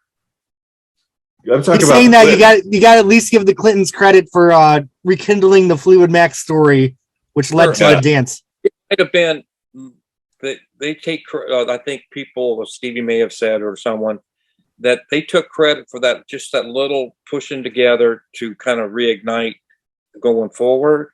And I give them credit. I mean, absolutely. Yep. Wasn't it the producer of Twister though that really should get the credit? Isn't that where I would disagree because that was in '92. The dance was 5 years later. It was a one night stand. We still had Street Angel. Nothing came out of the inaugural except for that one night. A lot of one night stands happened in that decade, didn't it? Just a PR spin. Twist. When was Twist? What's the one? 96. 95, 96. Twisted was 96. Yeah, I feel like it was more Twisted that led to the Yeah. reunion than the Clintons. Part of the band doing something together and doing it pretty well. Because All right. Lindsay. Oh, sorry, Jim. All right, don't stop, you guys. Any other thoughts before we keep it rolling? This is going to turn into sad. It always bums me out. That'd be such a. Hey, we might actually be the Joni Mitchell group. I know. I'm saying this is turning into a Joni Mitchell podcast. Okay, I don't have time for those. Sorry. we're 2 hours in and we're not even through side one. This is Joni Mitchell style, but we're gonna get through Rumors. Don't stop. Thumbs up. Oh yeah. I mean, just musically pretty great, and message-wise pretty great. All right. Oh, it's good to be back together, isn't it, y'all? We've reunited just like the Fleetwood Mac and the Clintons. Okay. And so, I was talking about how bad my back hurt at work on last Friday, and one of the volunteers said, "And how much weight have you put on?" So I guess I'm the Excuse me. I guess I'm the Stevie if we're the Clinton Fleetwood Mac era. Okay. The first single from Rumors. Well, it's your podcast. I guess you get to be, don't you? I'm just gonna lose patrons and subscribers left and right. Okay. The first single from Rumors. Mick Fleetwood said it's one of the strangest drum patterns he ever did. This is obviously Lindsay's answer to Dreams. Stevie Nicks is mad that she had to sing the lyrics. Packing up, shacking up is all you want to do. Yeah. Okay. So what do y'all think could go your own way? I got to correct you. Okay. Dreams wasn't written to the response to Go Your Own Way. Dreams was written really late in the project. Like it barely made the cut. Well, I don't feel like a direct response, but and I just mean in the way that they're communicating with each other through song. You have lyrics that overlap. This is one of my favorite Lindsay songs. I think. It's his best. This is his best song. Yeah. Everybody knows it. And it does have a really strange drum pattern, and for them to make it work, I think it's awesome. I think it's interesting that the lyrics to this song can be interpreted in different ways. I always thought, before I really knew the lyrics and knew the whole mythology of the band and everything, that it was really a message to people about being an individual. Oh, like, going their own different way apart from the crowd type of a thing. But, obviously it's not. We all know what it's about, but love that they can do two different things with it. My favorite part is at the very end, where it's at the very end, the instrumental at the end, where it kind of like rocks out. Yeah. Dun, dun, dun, dun, dun, dun, dun, dun, dun, dun. That part. Mm-hmm. Mm-hmm. And then, of course, they really milk that in the concert when they do the live versions. Yeah, I love that. Yeah, it's wonderful. I have nothing bad to say about this song. And I don't really have too much to say about because I feel like this is one of those songs that really speaks for itself. Mm-hmm. Yes. I'll speak for it. Go ahead, Jim. It's Mick and Lindsay kicking ass. It's just, it's they had this Rumors thing, the making of Rumors. It's on VH1, and they described it that Mick had this drum pattern, and Lindsay kind of wanted him to play his way, and that's funny. It works. It's kind of a weird that Mick went his way and Lindsay went his way, and it worked together anyway. It's kind of cool. It's kind of has a double meaning, at least on the musical sense. Totally. It is a rock and roll anthem. It is probably one of the better, just if you went with, and how it finishes out, and when I first heard this, it was during the Star Wars era, and there was there's some guitar parts that were like light. It was, what do they call it? Lightsabers. The Star Wars go, and it kind of have that sonic power to it, like we're having a battle or something. And when I first, this was the lead single. And when I found out it was Fleetwood Mac, I said, "Damn, there's a guy in the band too, and he's good." And it's like, it's going to give me a little break from the girls, But damn, this is not just and not saying in a bad way, a chick band. this is a full band. This is like a whole group of people, and all three vocalists are terrific. And wow, I mean, and I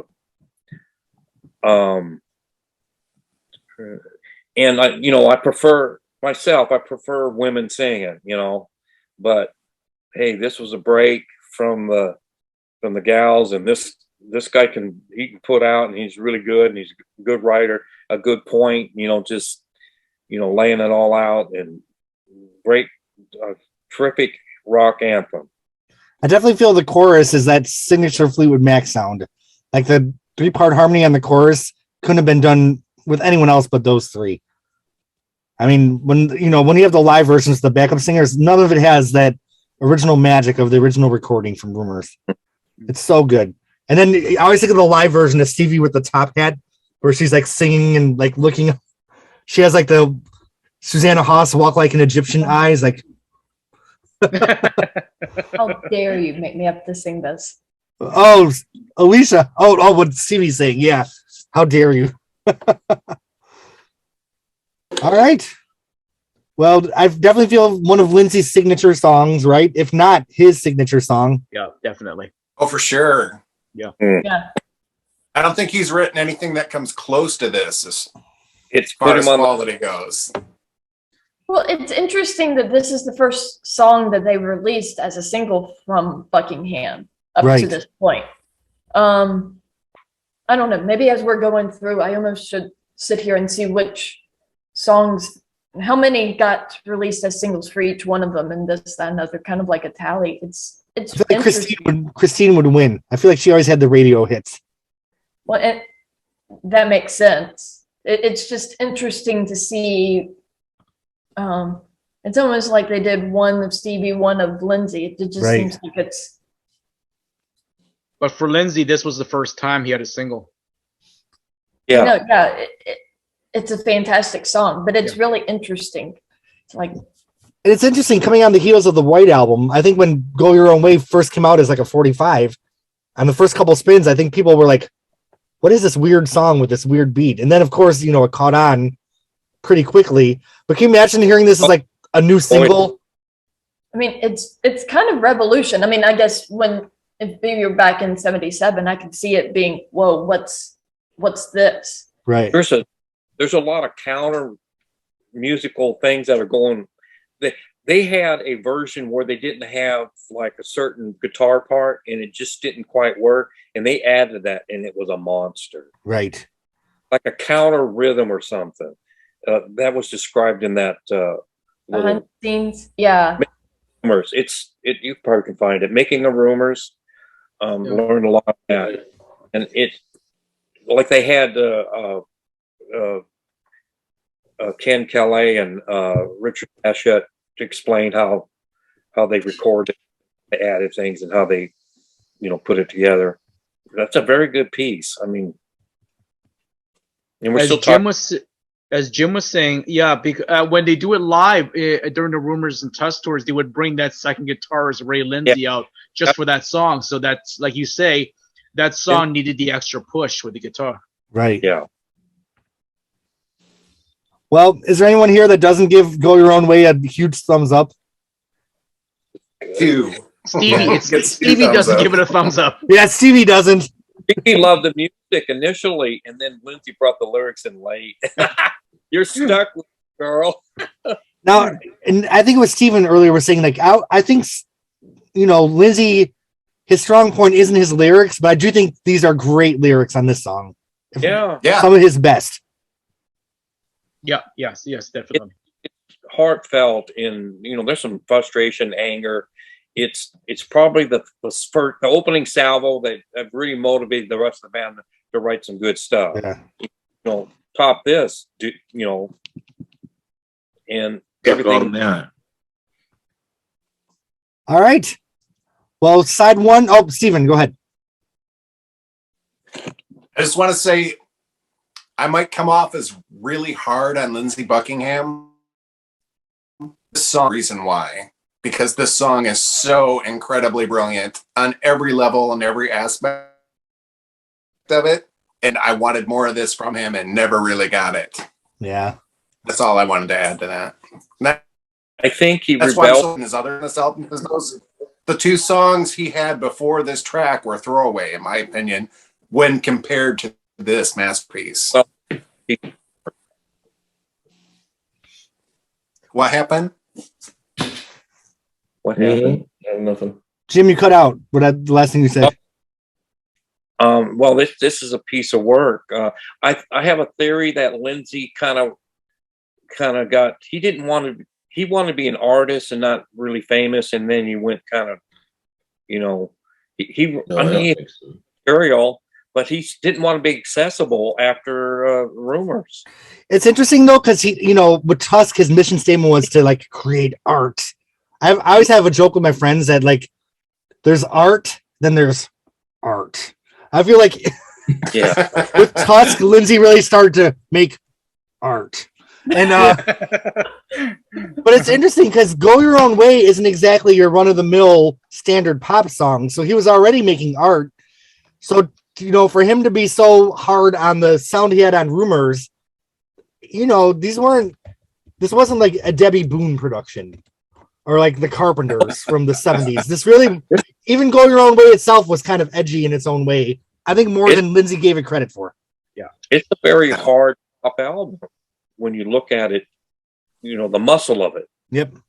If it didn't have these guitar fills and the heavy drums, this would be a, very like a toss, not necessarily a toss as a pop album, but it wouldn't have that oomph.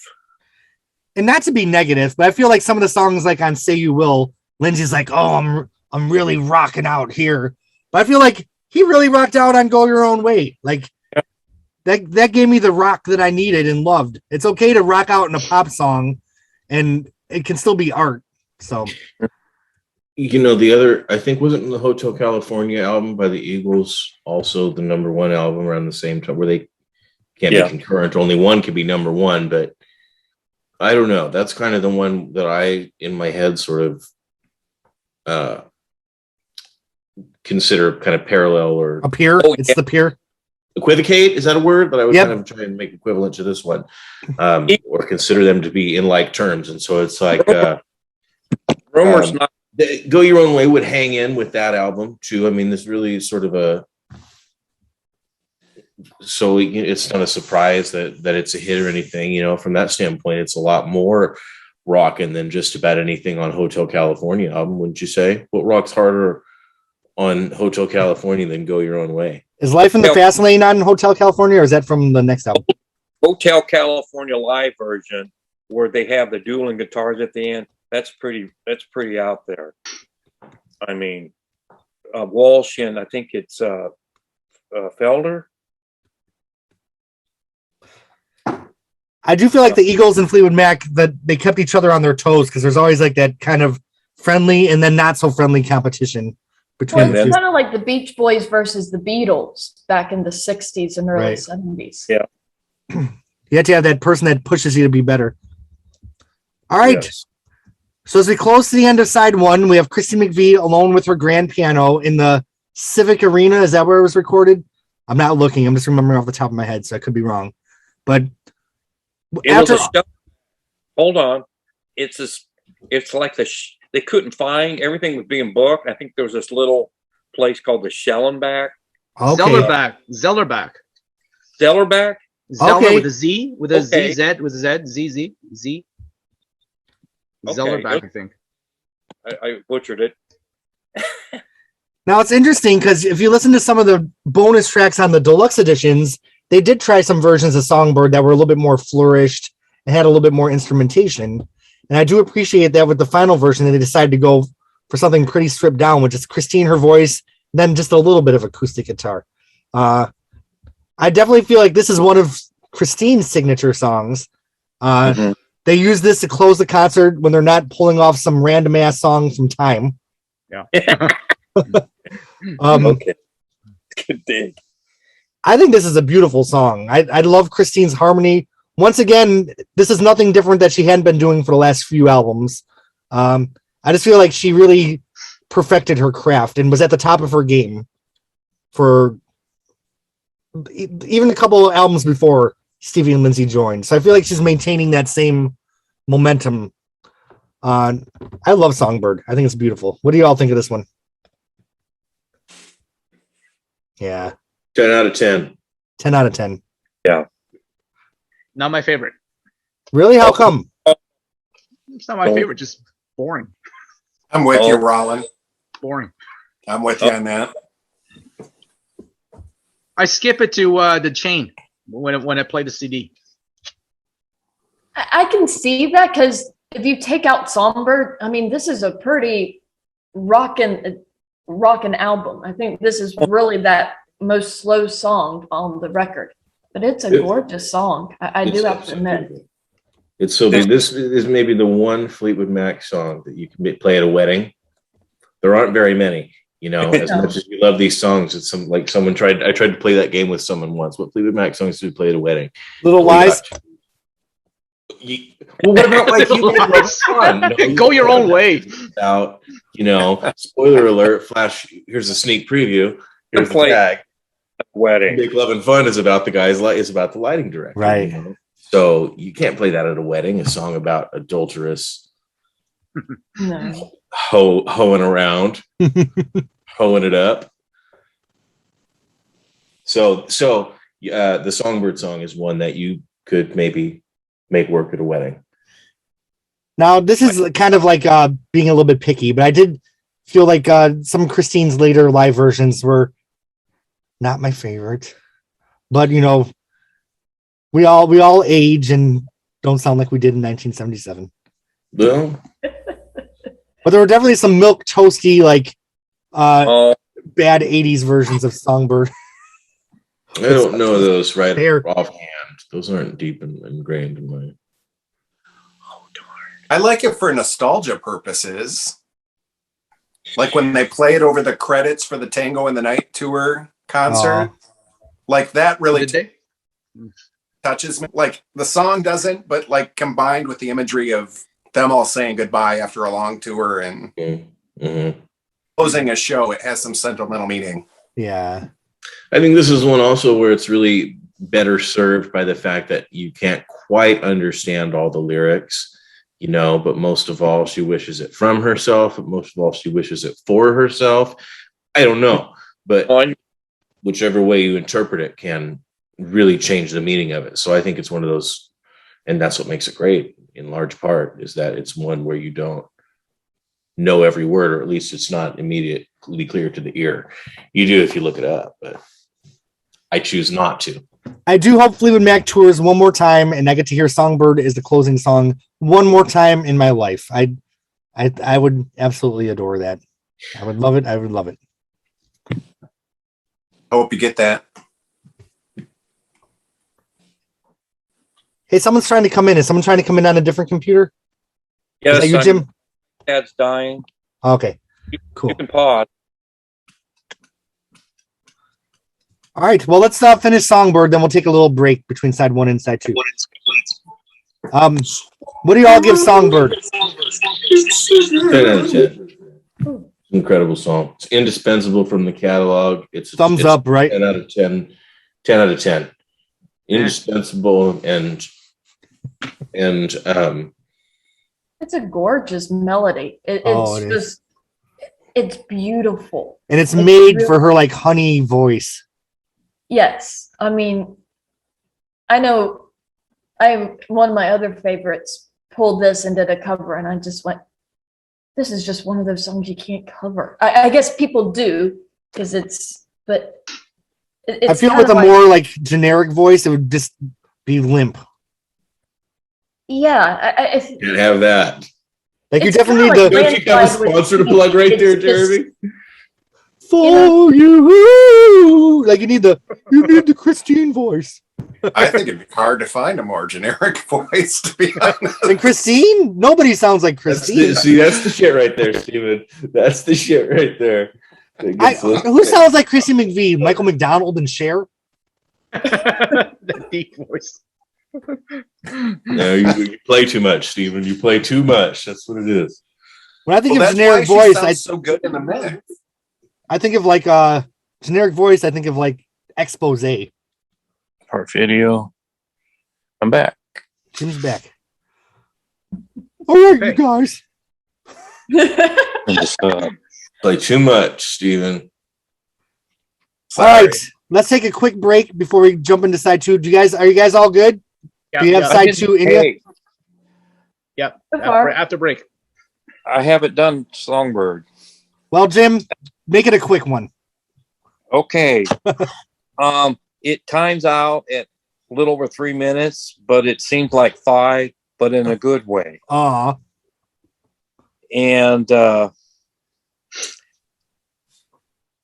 this is like Christine's kind of saying here, I can't have you, but I want you to be happy. That's kind of pretty much expressed in this. Yeah. And there's a real dark undertone where I think if the band would have broke up, I think Christine, she loves the blues, Right. and she loves doing this. She wouldn't have lost just John if they got really bad and they just couldn't go, create together. She would have lost the blues. I mean, she loves the blues. She loves, being with Mick and John, and that's why they're kind of, still doing, up until recently. But I think she would have lost a huge part of her life if this would have really gone bad. Yeah. And I think that's what Songbird is.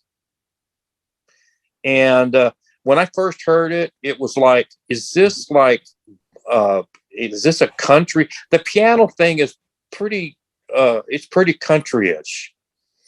It really has a country feel to it, but it's it's got a blues, foundation to it.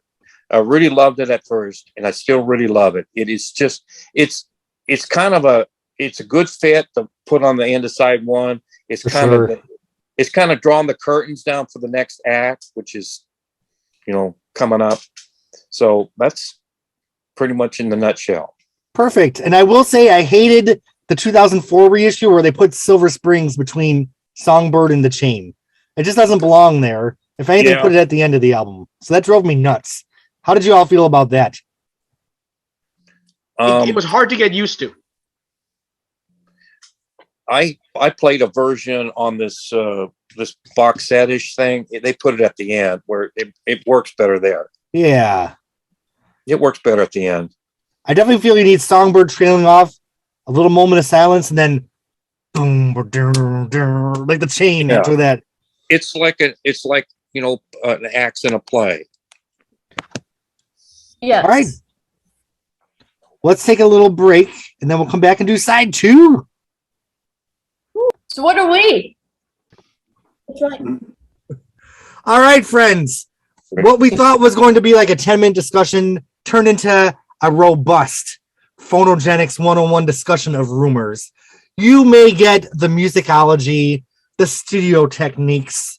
You may get all the intellectualism. But on our podcast, you get how the version of Dreams from the Tango in the Night tour is 80s as hell, and we love it. Okay. All right. For deep cut lovers. Yep. This is for people who like their music analysis like they like their pizza. Deep dish and satisfying. It's like how they like their Dreams remix, the deep dish version. Oh, See what I did there? Okay. So it was 1997. We're all sitting in front of the TV on VH1, and then this kick drum started. okay. That's And the song started, and it's the first song on side 2 of Rumours, The Chain. It's a song that Christine McVie had written some music for.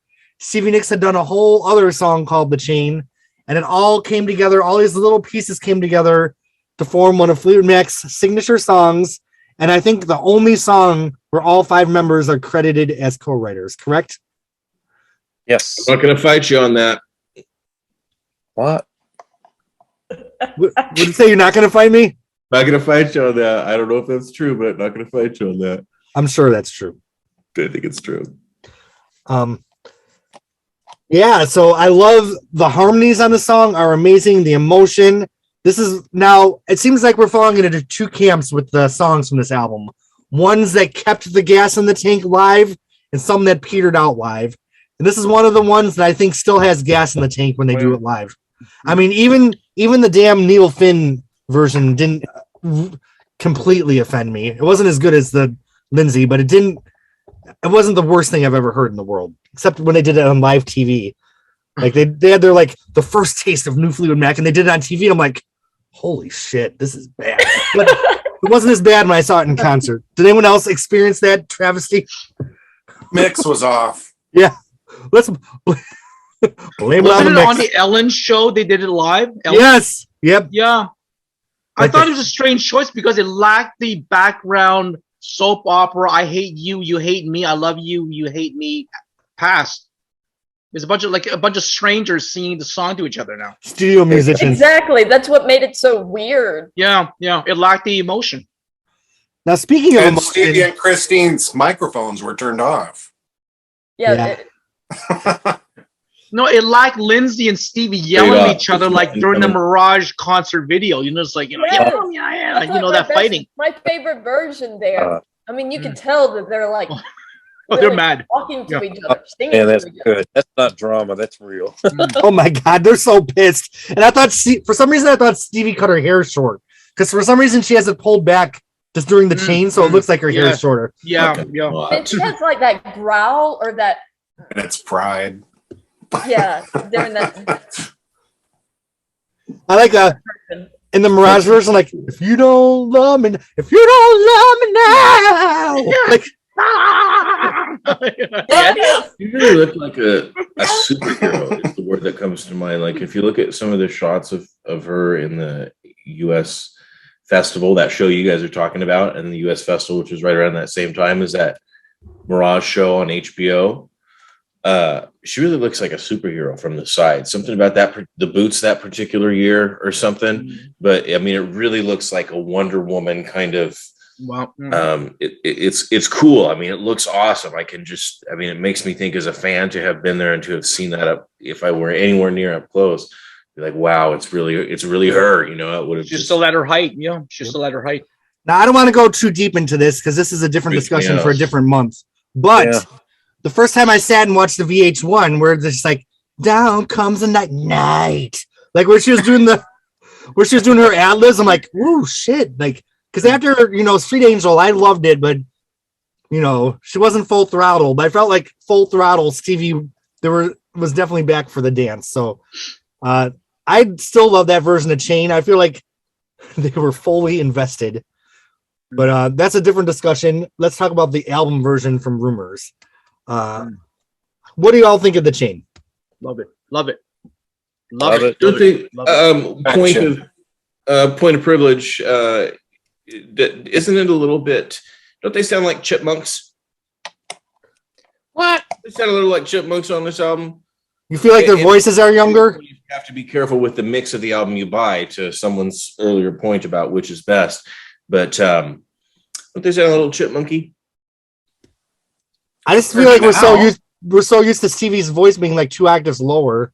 All of them have a lower voice now. So do you feel like the Chain keep us together? Is that the Chipmunks? I'm not sure. I have no opposition to their vocal take on the song. No, I think it's love perfect. this song. One great opener for their past couple of tours. Yeah. Well, Is it's this open such a side 2 of the statement. record? Mhm. That's a great. That's something. Yeah. It's itching. And dude, let's talk about John McVie's fucking moment to shine. Okay. Oh, that bass. Like, Mhm. that's like his fucking moment in the sun right there. One of the Thank best you for little singing bass. the right notes. Yeah. Even Stevie's like, What did you just say? What did you just say, Steven? I said, thank you for singing the right notes. But Like, everybody sings that with the wrong notes. Do the Stevie version. I don't even know what Dun, that dun, means. dun, dun, dun, dun. And I'm like, there's different notes. Now, what was the original Christine song that became the Chain? It was on the deluxe as a bonus track. Like, what's the name of that song? Keep Me There. Keep Me There. And then there's something in parentheses, right? Butter cookie? Yeah, butter cookie. What the hell? Butter cookie? And I feel like butter cookie, take me there doesn't sound anything like the chain. Like they're all like, this is what the chain came from. I'm like, I don't hear it at all. Butter cookie, yeah. You guys hear it? Of course, yes, absolutely. I've heard it. No, I can't hear it. Yes. I haven't heard it.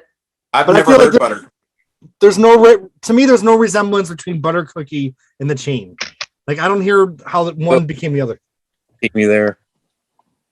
I think it's the instrumentals behind it that they kept the chain. It's there. It's From it's Christine's butter cookie. I've never Slash heard keep of me that there. relationship. I think it's put me there, keep me there, Right. and it sounds pretty much like the ending, or just a transition. Yeah. Transition. That solo at the end is new, or so. Now, I what was do y'all surprised think how of? much Stevie added to it. What do you think like of her- Stevie's demo of the chain? Her original chain. Wow.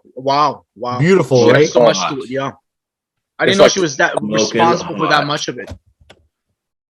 Don't wear chiffon to the studio because it's gonna spontaneously combust. That's how hot that track is. Yeah. I'll check it out. Demo. It's pretty good. If you ever did believe towards the end on that demo, Oh, that's right. It does segue into If You Ever Did Believe. That's right. and she's just flying off the handle, and Yeah. just creating on the fly. Like she's about to haul off. She's about to come unglued and haul off. And this is around the same time that Planets of the Universe was written, because there's a demo of that on the Rumours Oh, yeah, Deluxe. it's on this. Yeah, it's on the CD too. Yeah. That's such a different take of what she did for Trouble in Shangri-La. It's really kind of a spooky. I don't know. I guess compared to the Trouble in Shangri-La, it's much more dance, I think. Whereas Right. the one that they did for. And Think About It is on this CD too. That's right. No, it's not. What are you talking about? Yeah, What's the demo. The deluxe, whatever. was Think About It demoed for Yeah. the Rumours album? Yep. Yeah, Is that the faster version? No, it's more like Bobby, like dun, dun, dun, dun, dun, dun, in the morning. Well, I was thinking about that. I know it was. I was thinking about that of that Fleetwood Mac song. What's the one from the Tusk album where they ran it? Think About Me. Oh, think about me. Yeah. That's what it's. Okay, you're talking about Think About It. Yeah, think about it from Belladonna. I'm with you now. I like the Belladonna version much better than the Fleetwood Mac demo of it. Yes. Yes, it was improved upon. That E Street Band. I would have liked to see Fleetwood Mac done Planet of the Universe. That would have been really oh my God.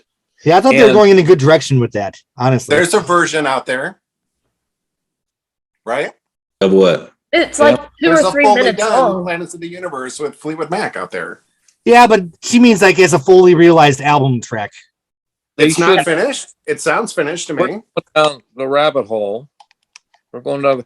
They should have done "Smile at You" when it was Oh, from written. Mirage. Yeah. But Lindsay, I don't think Lindsay wanted something to just blow up, because that would have hit a chord with a lot of people. "Smile at Young Stevie." Oh my God! She did hit something, that's for sure.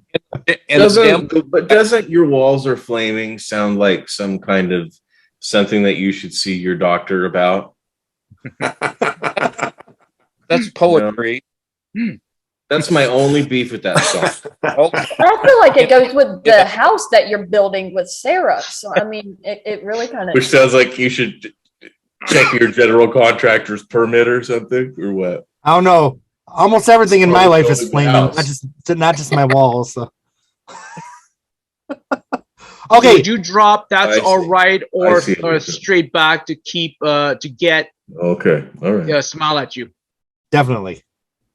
That's Okay. in 4 months. Yeah, we're 3 months away. Okay, so the chain.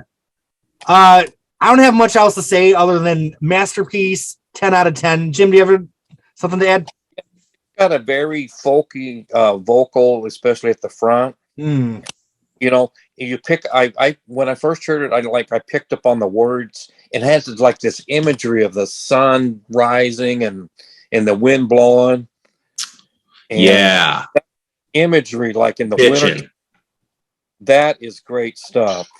And it sounds kind of bluegrassy.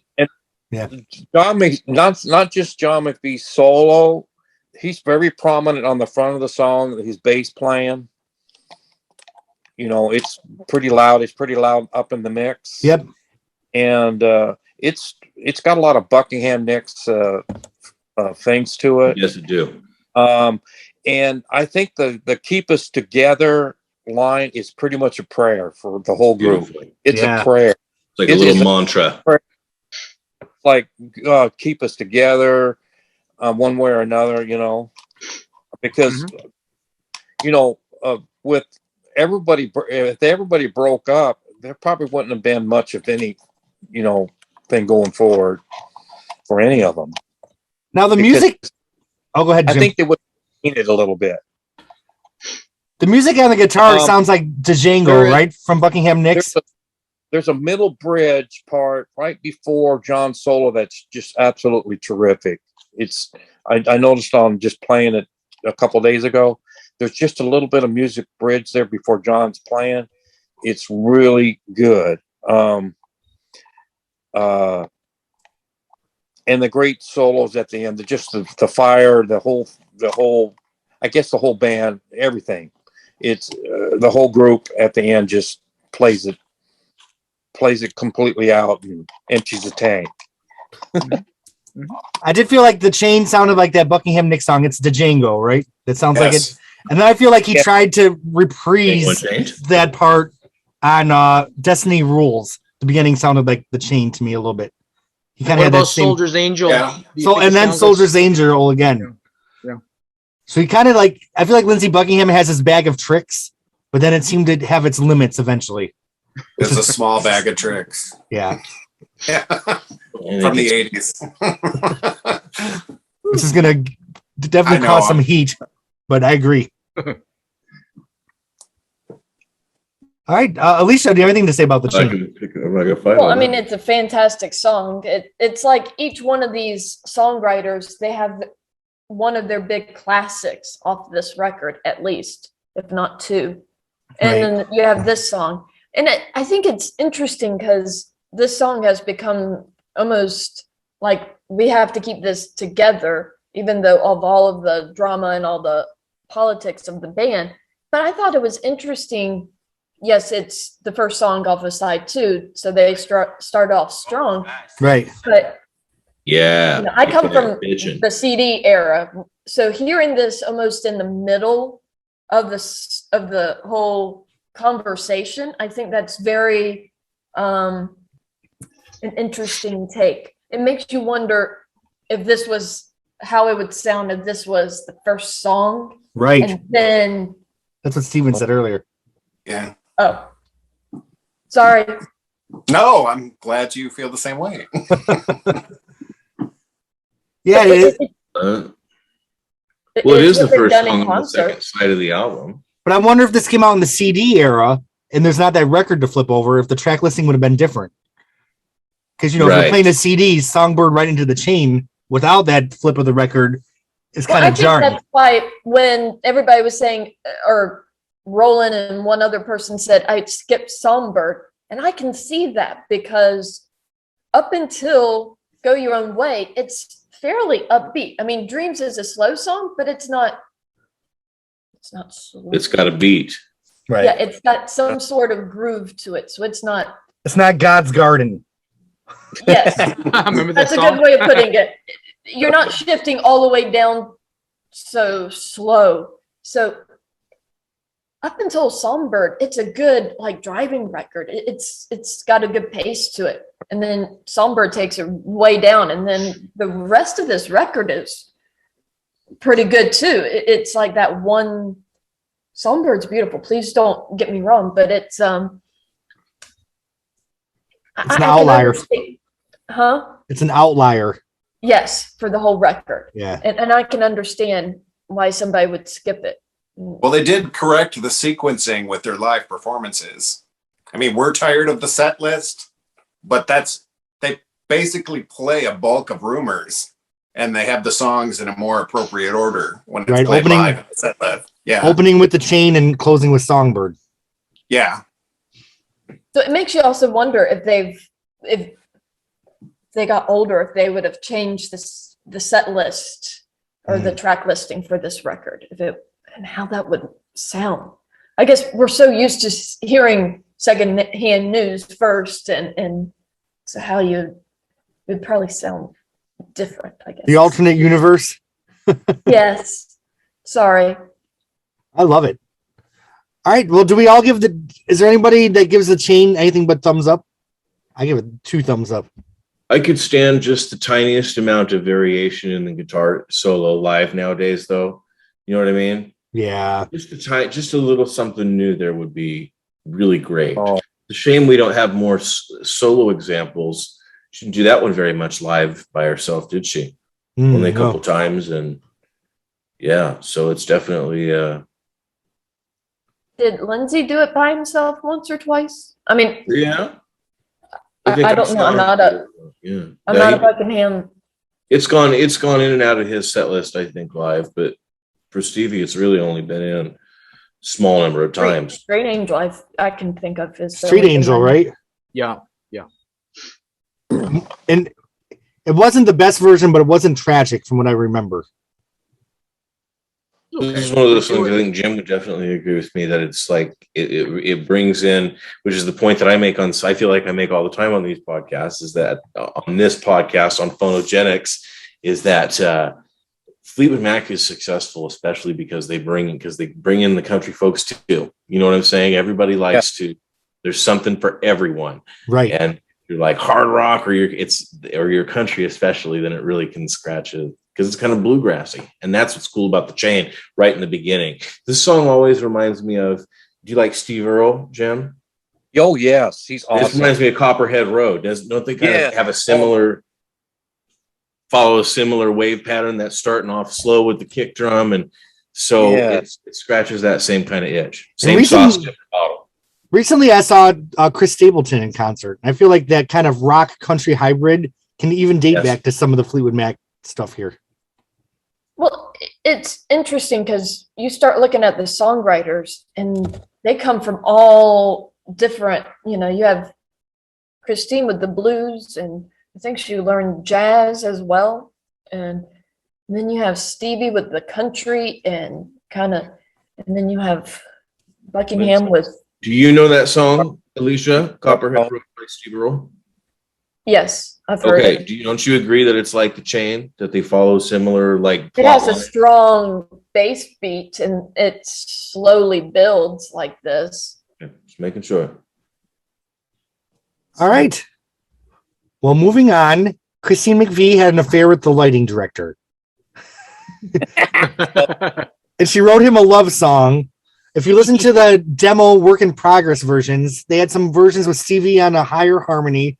There's some versions where they kind of went into a halftime on the chorus, but I really believe they made the right choices with the version they went for on Rumours. I think You Make Loving Fun. It's got the clavinet. It's got a really great vocal from Christine. It's got a great hook. Those harmonies on the chorus are just so otherworldly. I think this is just a great piece of pop songwriting. One of Christine McVie's best. Beautiful. I love this song. And I think it's one of the less played hits off Rumours, which is not saying much, but we hear Dreams and Go Your Own Way all the time and Don't Stop. This was the 4th single, and I think it's not overplayed as much as some of the others. Yeah. Mm-hmm. Mm-hmm. It's a great sing-along song. Oh, it's so good. Mm-hmm. It feels like summertime, like just those harmonies, and it feels like love. It's been a long time since I felt that, but from what I remember, I think it feels like You Make Loving Fun feels. Mm-hmm. Now, Stephen, how can you say Christine's voice is generic? Sweet, wonderful you. That's the shit, Stephen. When you start on that shit right there, now who else could sing that there? Maybe Cher. Sweet, wonderful you. Michael McDonald. British. Sweet, wonderful you. That's the shit, bro. She doesn't have that British accent. Right. Only Christine. You make me happy with the things you do. Ew, I don't like Lindsey Buckingham's guitar playing. It's just doing her shoots of cocaine on the side. Good faith. No, I'm just kidding. Oh, and then Bro. you have one thing I loved about classic Fleetwood Mac songs that got lost when Lindsay started doing art is the classic pop Fleetwood Mac production always had the coda at the end where they would sing in the 3-part harmony, like falling, falling, falling. And then you make love and fun. It's all I want to do. I feel like that is the signature Fleetwood Mac song. Love that part. And Think About Me. Mhm. Ooh, that song, that's a fucking banger right there, bro. I know they did it in Honey High for just a couple seconds, but like love that after song. Love that Tusk, That's not a banger. It's not a hot banger. It's not a banger. Such a good point. Boy, they don't do it much after this album, do they? because imagine if Say You Will had Christine on it and they did the 3-part harmony fading out, it would have taken it to the next level. And even some of the Buckingham McVie songs, if they would have done like the coda at the classic Fleetwood Mac coda, I would have been like, yes, but you never like really on heard it Say after You- these. Yeah, like on Say You Will, instead of and having Christina on instead of those children. Oh. Yeah, that Oh, I thought that was- Boys, that so song. wretched. That ruins it for me. You see, if it was classic Fleetwood Mac, instead of repeating the chorus 8,000 times, it would have been like, oh, say you will. Like there would have been a different part at the end. Yeah. Yes. Yeah. You're so right. But like, you know, Now that you pointed that out, I won't listen to them the same. yeah, they lost that really classic element of their pop production. Yeah. Wow. And I think You Make Loving Fun is one of the best examples of it. That it's all I want to do. Now, some of the demos, they say, won't you give it a try? And they had some different lyrics. Oh. And settling on the Live. right, and they do it live too. I like the album version. They Rhiannon it and just did the simple lyrics, which I like on the album version. Keep it pop, keep it simple. I want to sing along in my car with the windows down. But also, I don't mind if you're going to hit me in the face with an ooh la la, like when you're in the dance. You can hit me with some ooh la la la. Oh, I like to say you. Chorus, remember the Say you love me. Say you love Right. me. Now you're the one talking about white milk toast. That's like the worst milk toast in the world. That ooh la la. No, that's the magic, bro. bullshit. That's where the magic. I liked it. Yeah. Well, it was a different version with the banjo. And the band. I'm not saying it's better. I'm just That's saying. right. But I It feel sounds like, like you're saying it's superior. It's better. I feel like it's the banjo superior. was rocking, like the beginning, like, but then the song starts just like, ding, ding, psh, ding, ding, psh, ding, ding, ding. Like what happened to that rocking banjo? Madonna has a song called Love Spent, which like has the banjo, but then it's like, where'd the banjo go? I feel like both those songs like missed opportunities. See, but the whole dance should have been like that. It was supposed to be unplugged. Oh, really? Yeah. So Ooh. everything should have been reworked in acoustic, and it wasn't. It was kind of, they chinsed out on it. Or chickened out, maybe. Uh, I didn't know that. Now you're gonna make me have to listen to the dance. What? We will. Yeah. Stephen, I have only dreamt that. Like I remember being confused and thinking, is it the dance plus like an MTV thing? And the MTV thing would be like the Alice in Chains one, or that's my favorite other one. Well, it was Hot on the Heels Nirvana of was the other Nirvana. famous one, right? Unplugged. The point is on a stage with acoustic guitars, and that's it. Right. Well, and so I was like, well, is there two different ones? No, there's not. We all know that now. But I don't know that I can ever. Were those ever? I don't know. At a certain point, I guess they just started marketing it different way. Maybe it started out to be that type of a thing, that unplugged to that extent, and then it just became something else. And it Maybe became because the dance was a comeback, they wanted to play it safe. Right. Keep it. The white people want to hear it and know it and welcome them back. This might be a hot take, but I'm glad the dance is exactly the way it is. I feel like it's just what, It's aged well, yeah. but it would have been more interesting to do the Lindsay thing that you've been doing artistic. Art. You know, They tried something different. And That whole acoustic thing, that would have been interesting. Wouldn't that be cool? or if they did it after the dance, like they could have done an unplugged. They could have given us the dance and then did the unplugged. But Yeah, we only needed one they just needed to record it, do Yeah. one concert or something. And since it's in my mind, the ultimate Fleetwood Mac coda of all time is the damn one at the end of Silver Springs. I mean, that 3-part harmony, that part's only at the end of the song. That is classic Fleetwood Mac that you just don't get. All right, You Make Love and Fun.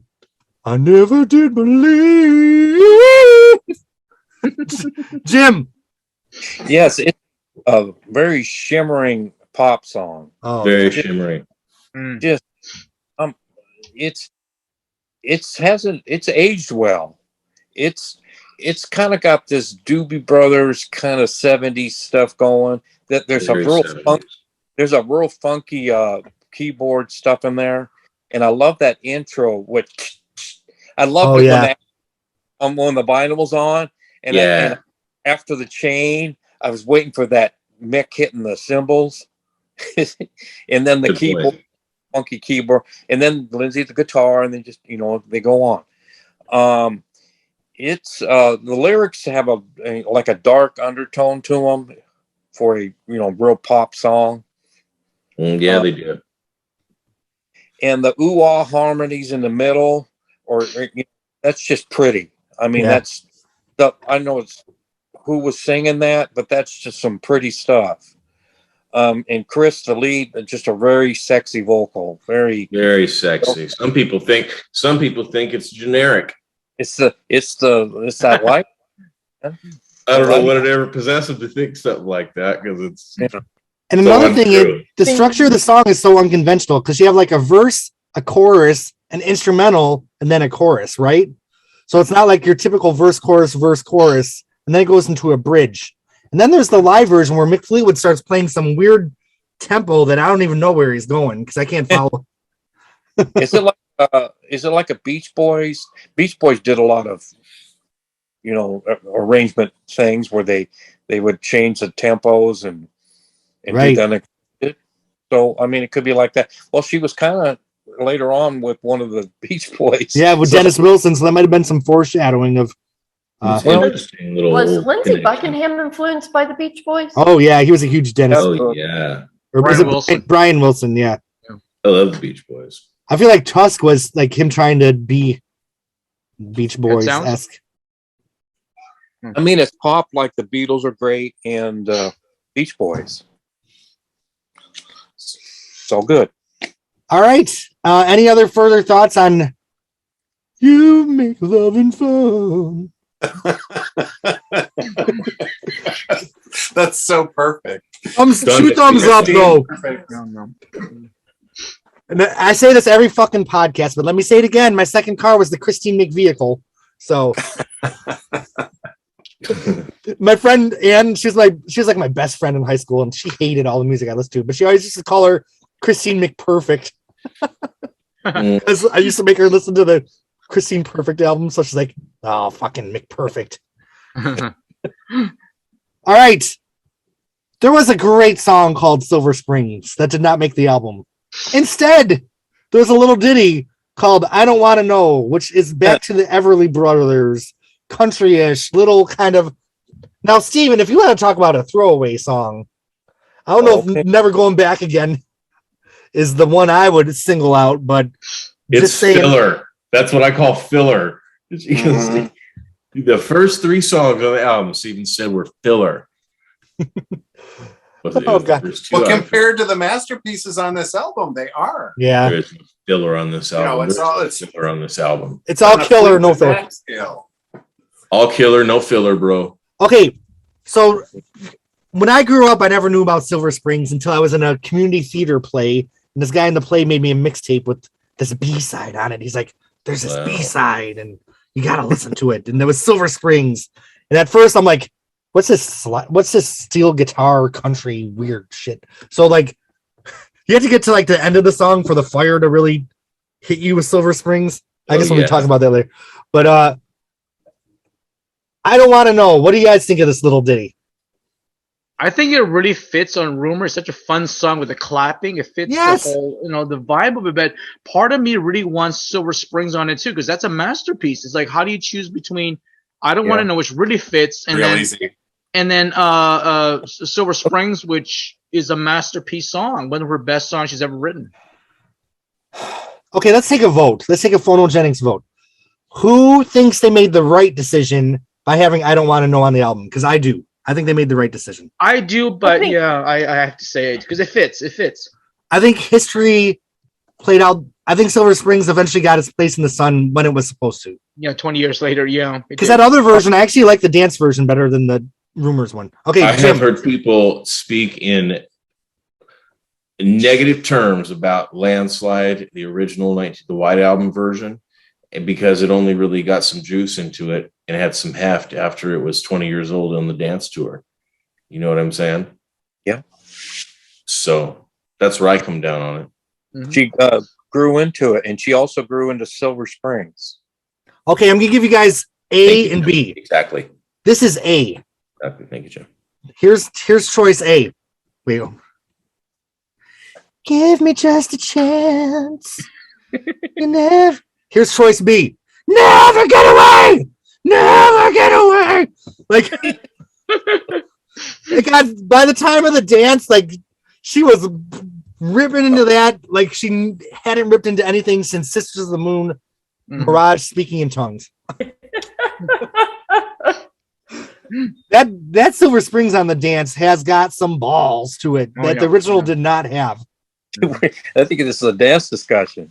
Okay, yeah, I'm sorry. I don't want to know. See, we can't even keep on the damn subject of. Nice, Jim. He's thinking. That's Jim. Jim had the quote of the whole podcast. Is this? Yeah.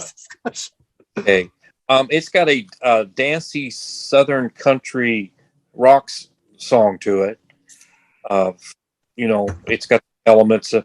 I love these claps. I mean, just love them because I don't want to know. They're just basically hand claps. I think. Yeah. Mm-hmm. I feel like this is what Buckingham Nicks would have done if they didn't join Fleetwood Mac. I think musically, it's still relevant. Jeremy. In Southern rock and country, it sounds just pretty much where if it was just presented to just some guys hanging out having beers. This is pretty cool. I like that, and superb harmonies, just harmonies.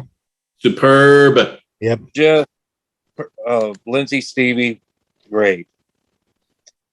And I think this was Buckingham Nicks Outcast. I don't know when it was written exactly, but it's maybe even pre-White Album. And Stevie was kind of, the story that she wanted Silver Springs, and then this was like the weak sister. She had. There was a big fight over that. She wanted this and Silver Springs, and then quit. And then she got another fight because he wouldn't let her put it on Time Space. So it's like, she quit the band over that. She wanted Silver Springs in her own set. Wouldn't you if you wrote Silver Springs and they took it off the album? I would have quit right then and there. I said, fuck you all. Yeah, I did love just as good as Dreams. Oh, yeah. Better. If not better. I would have put it on Tusk. I would have saved it for Tusk. I think it's too good for Tusk. Well, I do love Tusk, but Tusk was like a different monster to me. I love the high note, like the da, like the hit, and I don't want to know. I can't hit that note, but there's some, like Jim said, the superb harmonies. Jim. Just one more little note. The first time I heard this, it was like I knew it was Stevie Penn. I just kind of recognized that. Listening to the first few times, but I thought it was like she was more mortal on this. Just a basic song. I mean, like Let Down, but was like she writes these fantastic imagery songs. But this is just straight up pedestrian and straightforward, just like you expect from a country singer or a country rock singer, Linda Ronstadt. It's not bad. I feel it's cut from the same cloth as That's All Right. Yeah, kind of. Sometimes her songs work the best without all that imagery about gypsies, moons, nightbirds, and just simple, simple words. Gypsies, tramps, and thieves. Or like if you ever did Believe, without the gypsies and witches and moons and stars. I mean, it works. She could write simple like Leather and Lace, even words without complications. Although she did say someone seasoned her soul, which is kind of an interesting That's lyric. true. Alicia, was your hand up? Yeah, well, to me, this is her response to Never Going Back Again from Lindsay. I mean, I feel like they're kind of. Okay, counter. He's like, I don't want to ever go back, and she's like, well, I don't ever want to know what. It's just such a dialogue. And they're both the third song on the side too, which is, and they're short. So, for what it's worth. Yeah, what a great beginning. Da da da da da da da da da da. What a great beginning. Yeah. I'm glad the song exists. It's very fun to sing along to. Everly Brothers ish.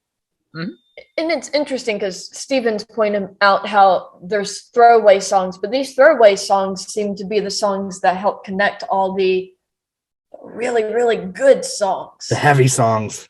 Yes. I haven't said any throwaway songs yet. Oh no. Okay, the lesser songs. And let me amend my early statement. I feel like Silver Springs has too strong of a hook for Tusk.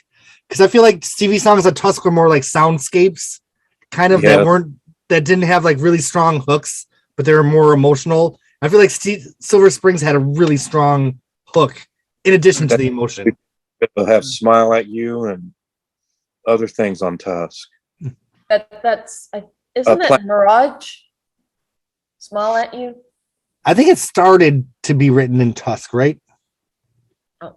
And then it got better in Mirage. There's some great demos. I don't know, though. I could be wrong. Nathan. I played the instrumental of Silver Springs for like I personally keep a playlist of instrumentals, right? Songs that I can just keep on in the background while I'm studying or whatever. And the song and Silver Springs is on there, just the instrumental track. And so it was making a short story long. Doesn't it feel indulgent? Don't you think that there's just too much going on in that whole instrumental? It's too many little harmonics and things and, backstrokes on the note progression. There's just too much going on there. It's indulgent. The Rumours version of Silver Springs. Someone should have told him to take a few things out. Let's make it lighter. That could have been a song like Landslide, but instead, No, I disagree. I like the fluff. Fluff is the wrong word. I like the ornamentation. I do agree with you, Nathan, but not as extreme as to make it like Landslide. So just a little bit. My real first encounter with Silver Springs, the Rumours version, is when it came out in the Chain box set. I remember that. Yeah. So when Chain box set came out, I finally had Silver Springs on CD, and they mixed the harmonies at the end different than they did when Rumours was re-released years later. So whatever they did for the version on the Chain box set, I like it better than how it got reissued on the Rumours reissues. They put Stevie's high harmony way up in the mix in the later versions, and that Chain version has something else more up front. Did anyone else notice that, or is it just me being crazy? Well, now that you're mentioning it. So I feel like the definitive mix of Silver Springs Rumours version that I like is the one from the Chain box set. Well, there's also like a 6-minute version that wasn't on the original Rumours. That she really does make it like a big epic. Right. All right. I don't want to know. Thumbs up, sideways, or down. I'm giving it a thumbs down. First down. Sorry. What's that one lyric in the song? Can I just say my favorite lyric of the song? Maybe you're rocking and a reeling. No. I don't want to stand between you and love. Honey. Isn't that a great little? I've never heard that before. I just want you to feel fine. I don't know about the rest of it, but the standing between I thought was really, and you missed little things in there that are really kind of poetic and nice little use of language in the song. Some of that is lost for its upbeat chipmunky type of a sound. Stand between you and love. That's my favorite lyric, and I'm thumbs up on it. Hashtag Phonogenics. Well, she's still a great writer. I was driving one day. Do you ever have a snippet of a lyric that comes to your head? You're like, what damn song is that from? I kept thinking like rocking and a reeling. I'm like, what is that? I'm like, oh shit, I don't want to know. All right, moving on. Oh, daddy. Oh, daddy, kiss me with your smile. This is a slamming ass track, and you guys all know it is. It hangs in there well with the rest of the Dude, those thing. really subtle Stevie harmonies low in the mix are haunting as hell. Now I don't need to know that the song's about Mick Fleetwood. Like that doesn't make me love it more. I just got to take that out of it. I like this song. What do y'all think of Oh Daddy? I skipped a Goldust Woman. I think that one of the great things about the Rumours album is everybody really gets a chance to shine in their own individual. And Oh Daddy is a song where Mick and John really do a lot of interesting things at the end, don't they? Yeah. Mm-hmm. I feel like some of the production harkens back to like Crystal. Yes. There's like a little bit of Crystal from the White Album. Yeah. Jim, your hand was up. Yes, this has a lot of the old Fleetwood Mac tricks to it. The Peter Green. Yeah. It's a Fleetwood Mac song all the way. Christine is a great vocalist. She just really pulls this off. There's a lot of open space in the music. Just gaps. You hear everything. And very atmospheric. It has like this spaghetti Western music to it in parts. And some of that's in the Peter Green stuff too. Yeah. Then Play On, I think, has a lot of that. Yes, it does. Yep. What about Never So Strong? No, so strong. I love that part. Oh, yeah. That's part. This is a very greeny song. Yeah. Very good. It's when you think about it, it's Fleetwood Mac. That's what it is.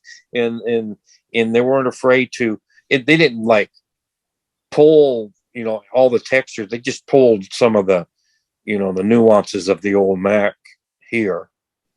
I absolutely love it. But it might be because of what Christine was. She says this is about Mick. I think it may be about John, or maybe them both. Sure. She was afraid of losing her livelihood, because if this would have just blown up and and they just went their own way, go your own way, and it's funny that Chris just loves touring and at that time, and loves being with people and writing and performing, and she was afraid she'd lose this, and this is kind of the way this sounds and feels very. Very personal and bluesy. Now let's do a Phonogenics poll here. If you guys had to choose between Oh Daddy or Sugar Daddy, which one would you pick? Oh, Sugar Daddy. Sugar Daddy. I mean, Sugar Daddy's, it's more fun. What's Sugar Daddy? Maybe Oh Daddy. I don't even know Sugar Daddy. What album? The White Album? Steven, the White Album? It's on the White Album. I don't even know. I'm so afraid. What I need is a Sugar Daddy. Start to talking be about my friend. That one? Yeah. If I need a little money. You know that one? And both of these songs are the second to last on the album. So it's interesting the parallels between the White Album, because White Album has Sugar Daddy by Christine as the second to last song, and Rumours has Oh Daddy by Christine as the second to last song. Well, can you sing the chorus of Sugar Daddy? But when it comes to love, he better leave me alone. No. Oh, and Honey High, there's a daddy too. Daddy, I'm trying to tell you. Daddy. Daddy, I'm trying to tell you. In Honey High. Oh, I thought it was Honey. I'm gonna dream of chair tonight. Hey, that's a pretty good. Christine has a daddy fixation. She does. Whenever my friends would make fun of Christine McVie, just to fuck with me, they'd always be like, "Daddy, Daddy, Daddy." Even though those songs catch kids' ears, and then they grow up to remain fans. That's clever writing from a commercial standpoint, I think. Listen, I'm ready for someone to call me daddy. So if Use you're out there, phrases and Phonogenics. words that appeal to kids. Yes, they also have their own more obvious sort of adult meanings, but anything like that that captures a kid's ear, like this is a rainbows and castles of candy. That's the example of a type of lyric that specifically I think speaks to a kid, or a kid's mind would be kind of. Nathan, I don't think that song spoke to anybody. Sometimes it's a bitch. I don't think they're supposed to know that word at such a young age. Okay, all right, yeah, you guys are right. I'm just messing with you. And this is why I love our group, because we kind of like rip on each other a little bit. Okay, daddy. Oh, okay. Oh, daddy. Any other thoughts on Oh Daddy? Don't you feel that synthesizer solo is reminiscent of the one from Crystal? Yes. Yeah, I love that. That, like Jim said, that's that classic Fleetwood Mac, which goes back to some of the Bob Welsh stuff, even because Bob Welsh had some of those really eerie textures on his songs. Yep. All right, I give Oh Daddy a strong thumbs up. I know I might be alone on that one.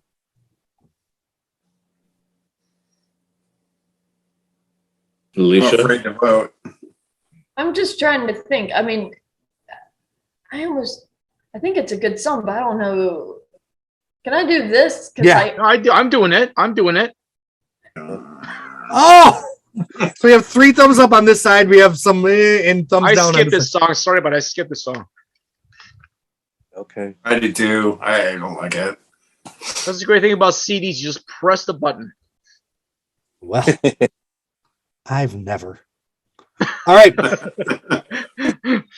For the final track on Rumours, they took some glass out to the parking lot and they recorded it. And that is art. Before Lindsay made Art, bro. This is real art. Like, that's art. Gold Dust Woman, the album version, it's eerie, haunting. Mm-hmm. It's a song that has continued to live on through different live versions. Baby, baby, baby, baby, baby, baby, baby. Can't you see me now? Mm-hmm. Oh, that's Can't see me now. You can't see me now. that Boston one.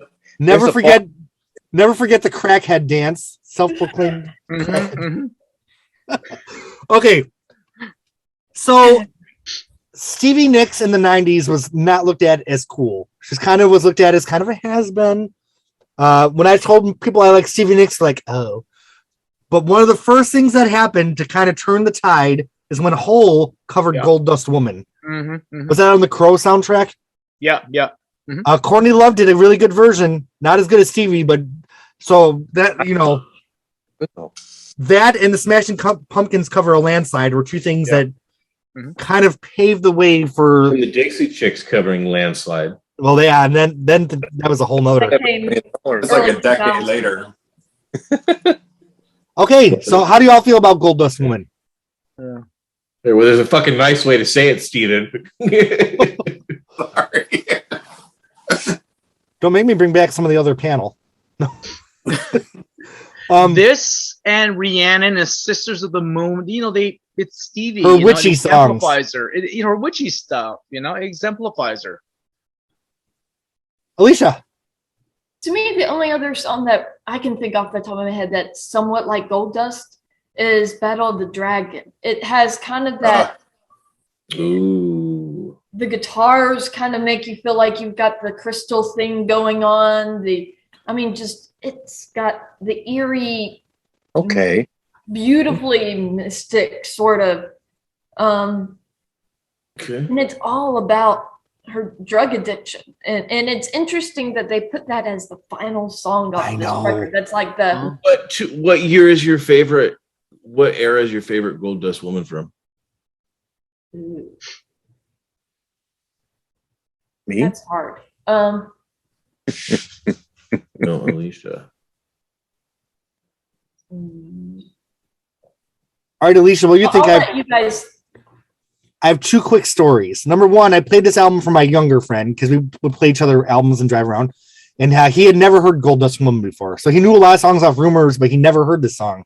And I thought that was interesting that this might be a song that more of the fans know. Like we take it for granted, like, oh, everyone knows Gold Dust Woman, but they don't. Yeah.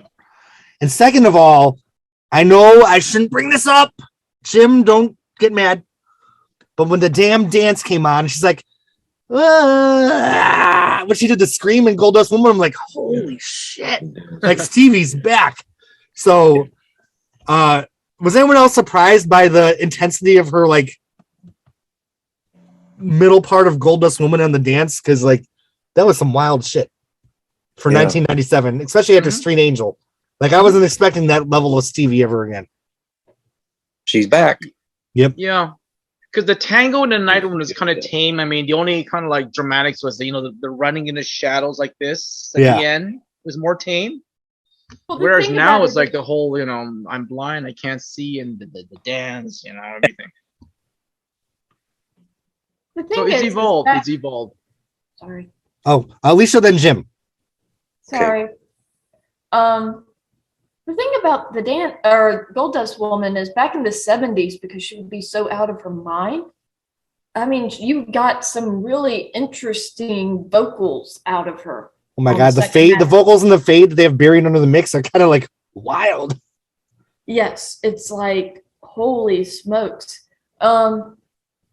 And once she sobered up, that kind of disappeared. It became much more predictable. Yeah, And I think very that- true. Yeah. That unpredictability kind of added to all of the, she does the crack dance thing now, but vocally she was doing that back in the 70s and 80s, which makes those so. There's a reason I go for those bootlegs to hear them, because they're all different and it's like listening to the song. It's the same song, but it's different. It's just an experience. Do you think it's safe to say she got a little caricature-ish Yes. in some ways?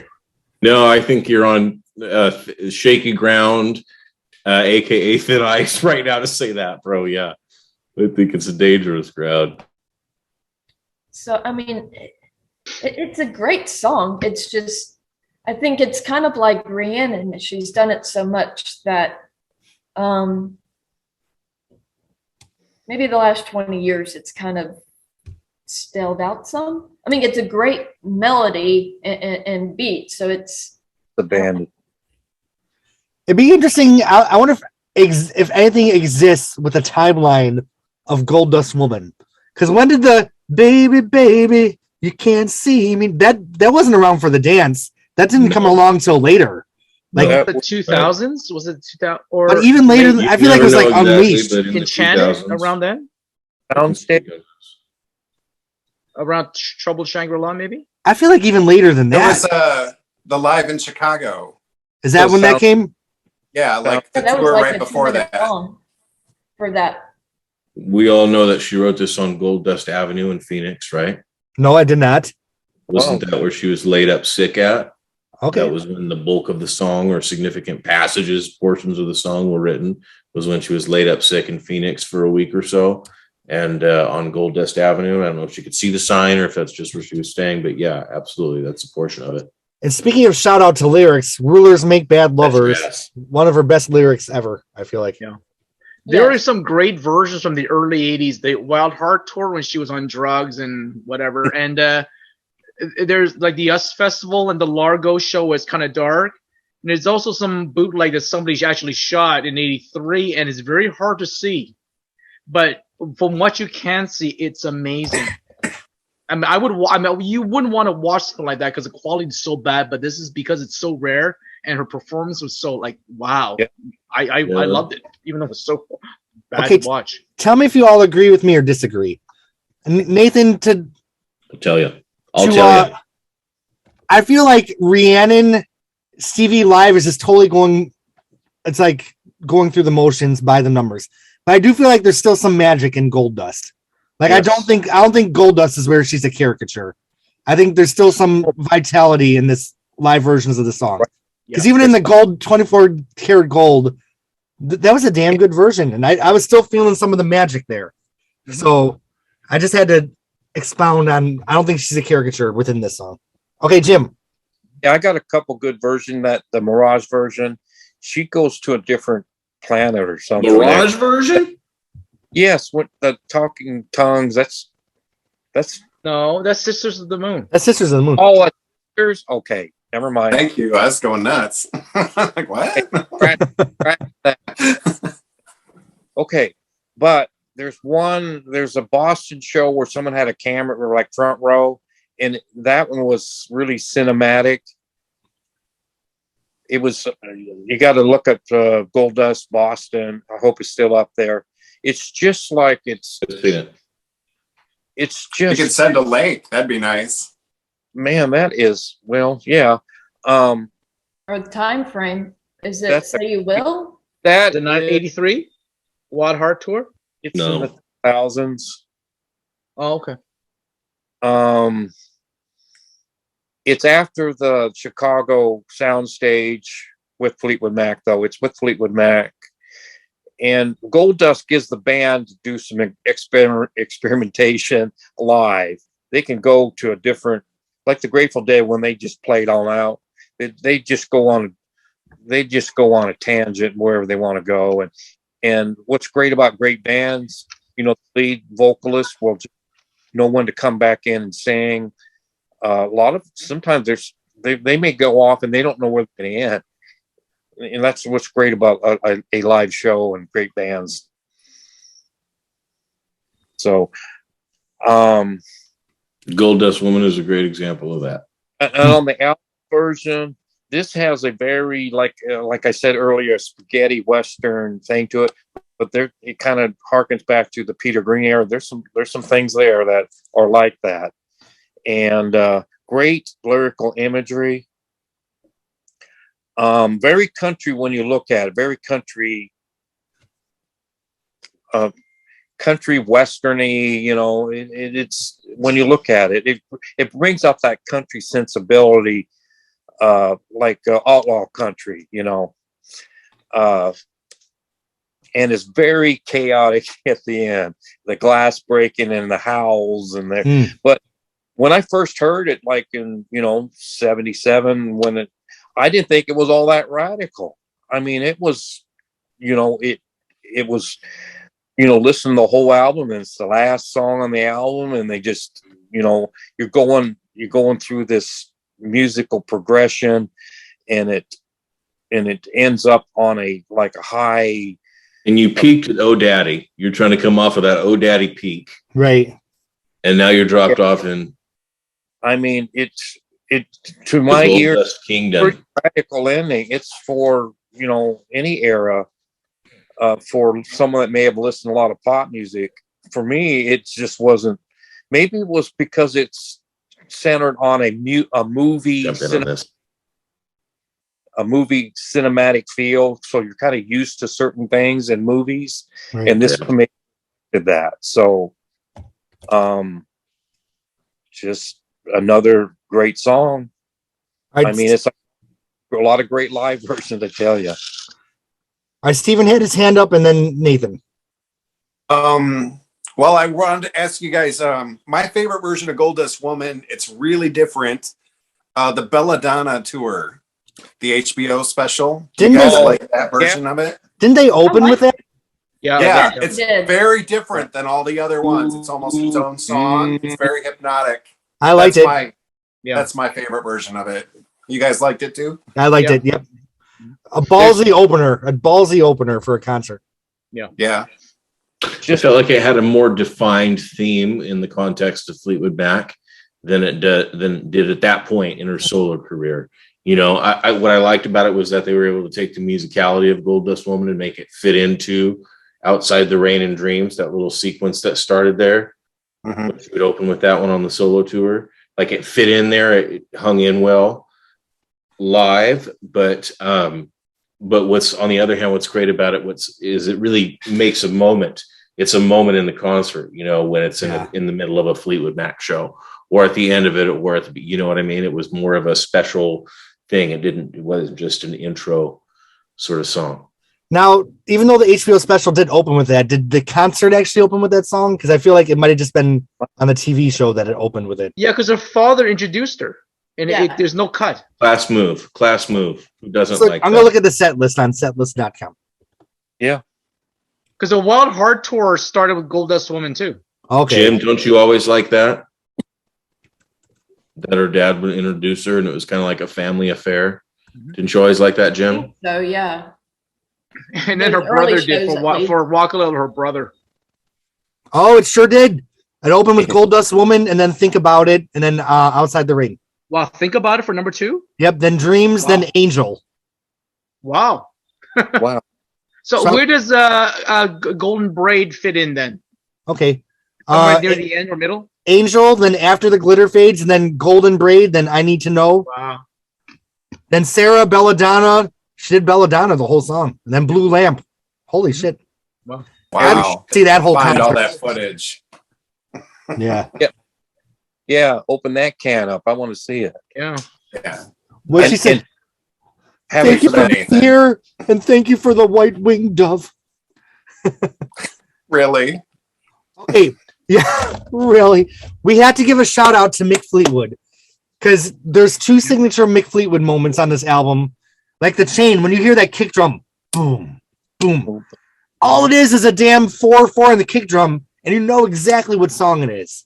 I mean, Yeah. that's iconic. And then Goldust Woman's like boom, boom, just a cowbell and a kick drum, Mm-hmm. and you know what song it is. So that shows how iconic Mick Fleetwood can be sometimes. It was It's really simple. not a great big. It's not a great big. Sorry, Jeremy. Did you want to? I didn't mean to cut you off. I was gonna say it's a very simple part like that is still identifiable, which is awesome. What were you gonna say, Nathan? Well, but it's not a great big statement song on the album. It's kind of a. It's not a big statement song. It's kind of small, you know. And live, it tends to be more of an monster. event. But on the album, I mean, it fades in kind of soft, and I can only imagine, Jim. Maybe this is just what you were going to get to, right? Softball for you here.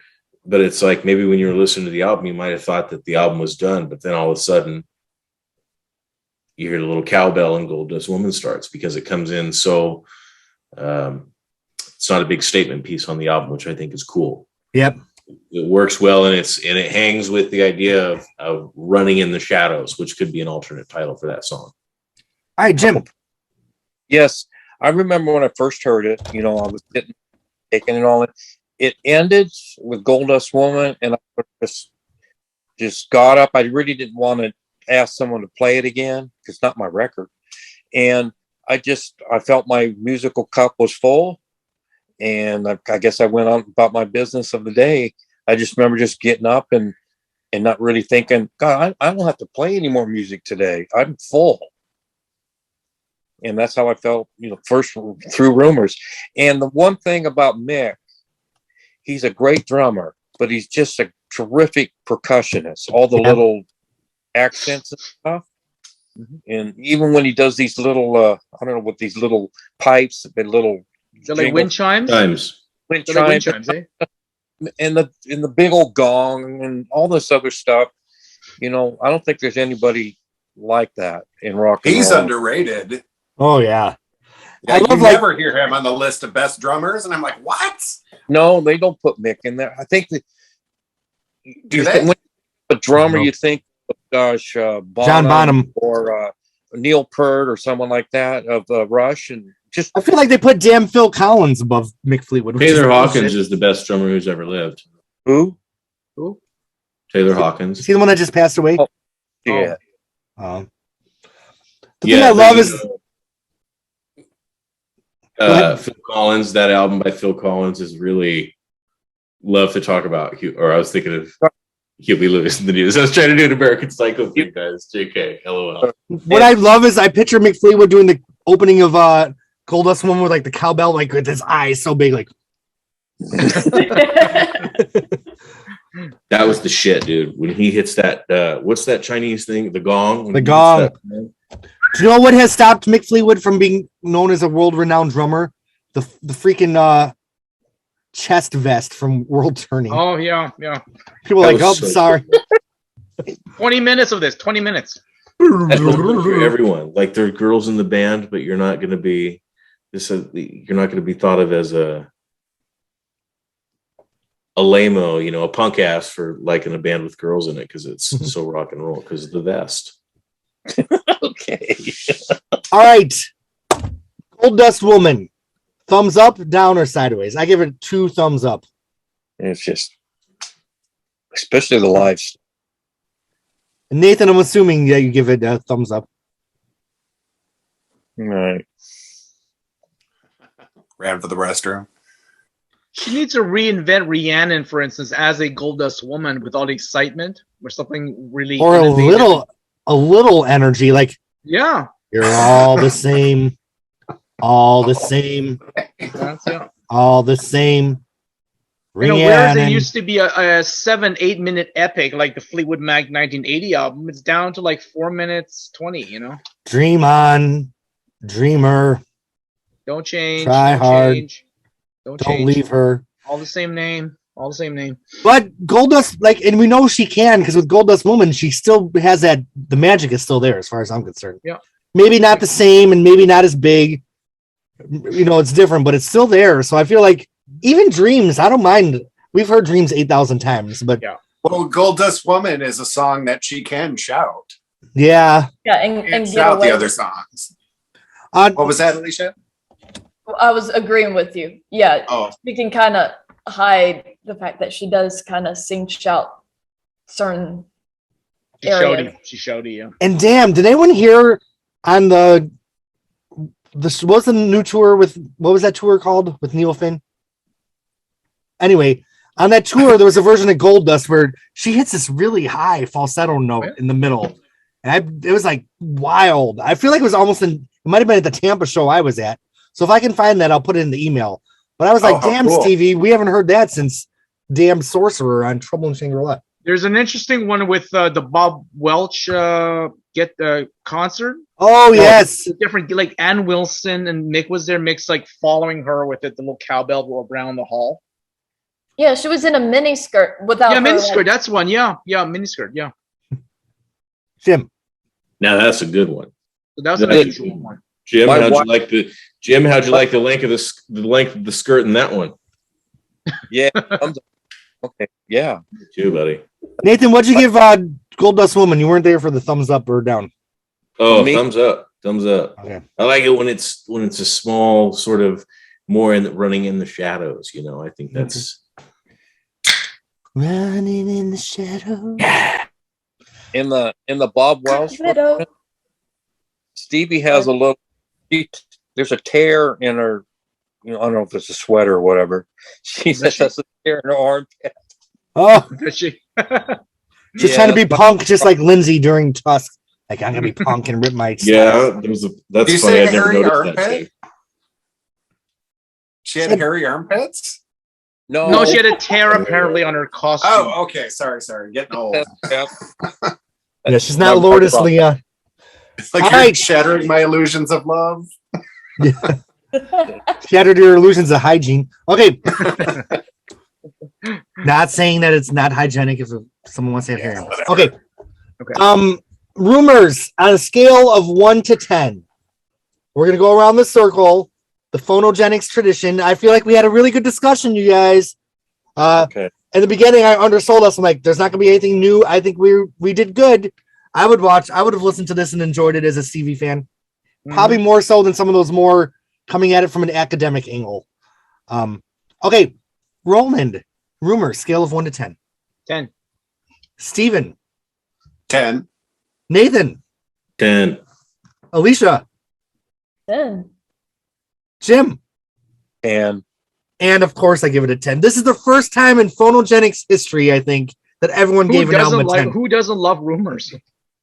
it's I think it's a perfect record in a way. I mean, Yeah. it's great pacing. It's got the really epic songs, but then maybe they're not the best songs still keep your attention. They're necessary for the journey. Every Yeah. moment is necessary. But if you Yeah. have like 4 blockbuster songs or more, I'll give you a 10. Right. And they easily nailed that. So do you give Janet's Rhythm Nation a 10? Since I had 7 block. I don't know the songs on Okay. All right. Well, we'll keep talking after I pause. No, it. I give Janet Jackson that album an 11, bro. It had 7 hits, 7 top 10 hits. All right. Well, my point. To all my subscribers, to all those, some are on this podcast that are on my Patreon. Thank you from the Here, bottom of my out heart. there. those who have sent me Venmo. Thank you, thank you, thank you. I really love doing this podcast. And because of this, I don't have to wait tables for that little extra something. And I can do creative pursuits. We can get together and talk about music. And it's so awesome. So we talked about Rumours. We did it. We're going to be back in 2 months to talk about Tusk. Don't tell me that you want me. All right. See y'all on the flip side.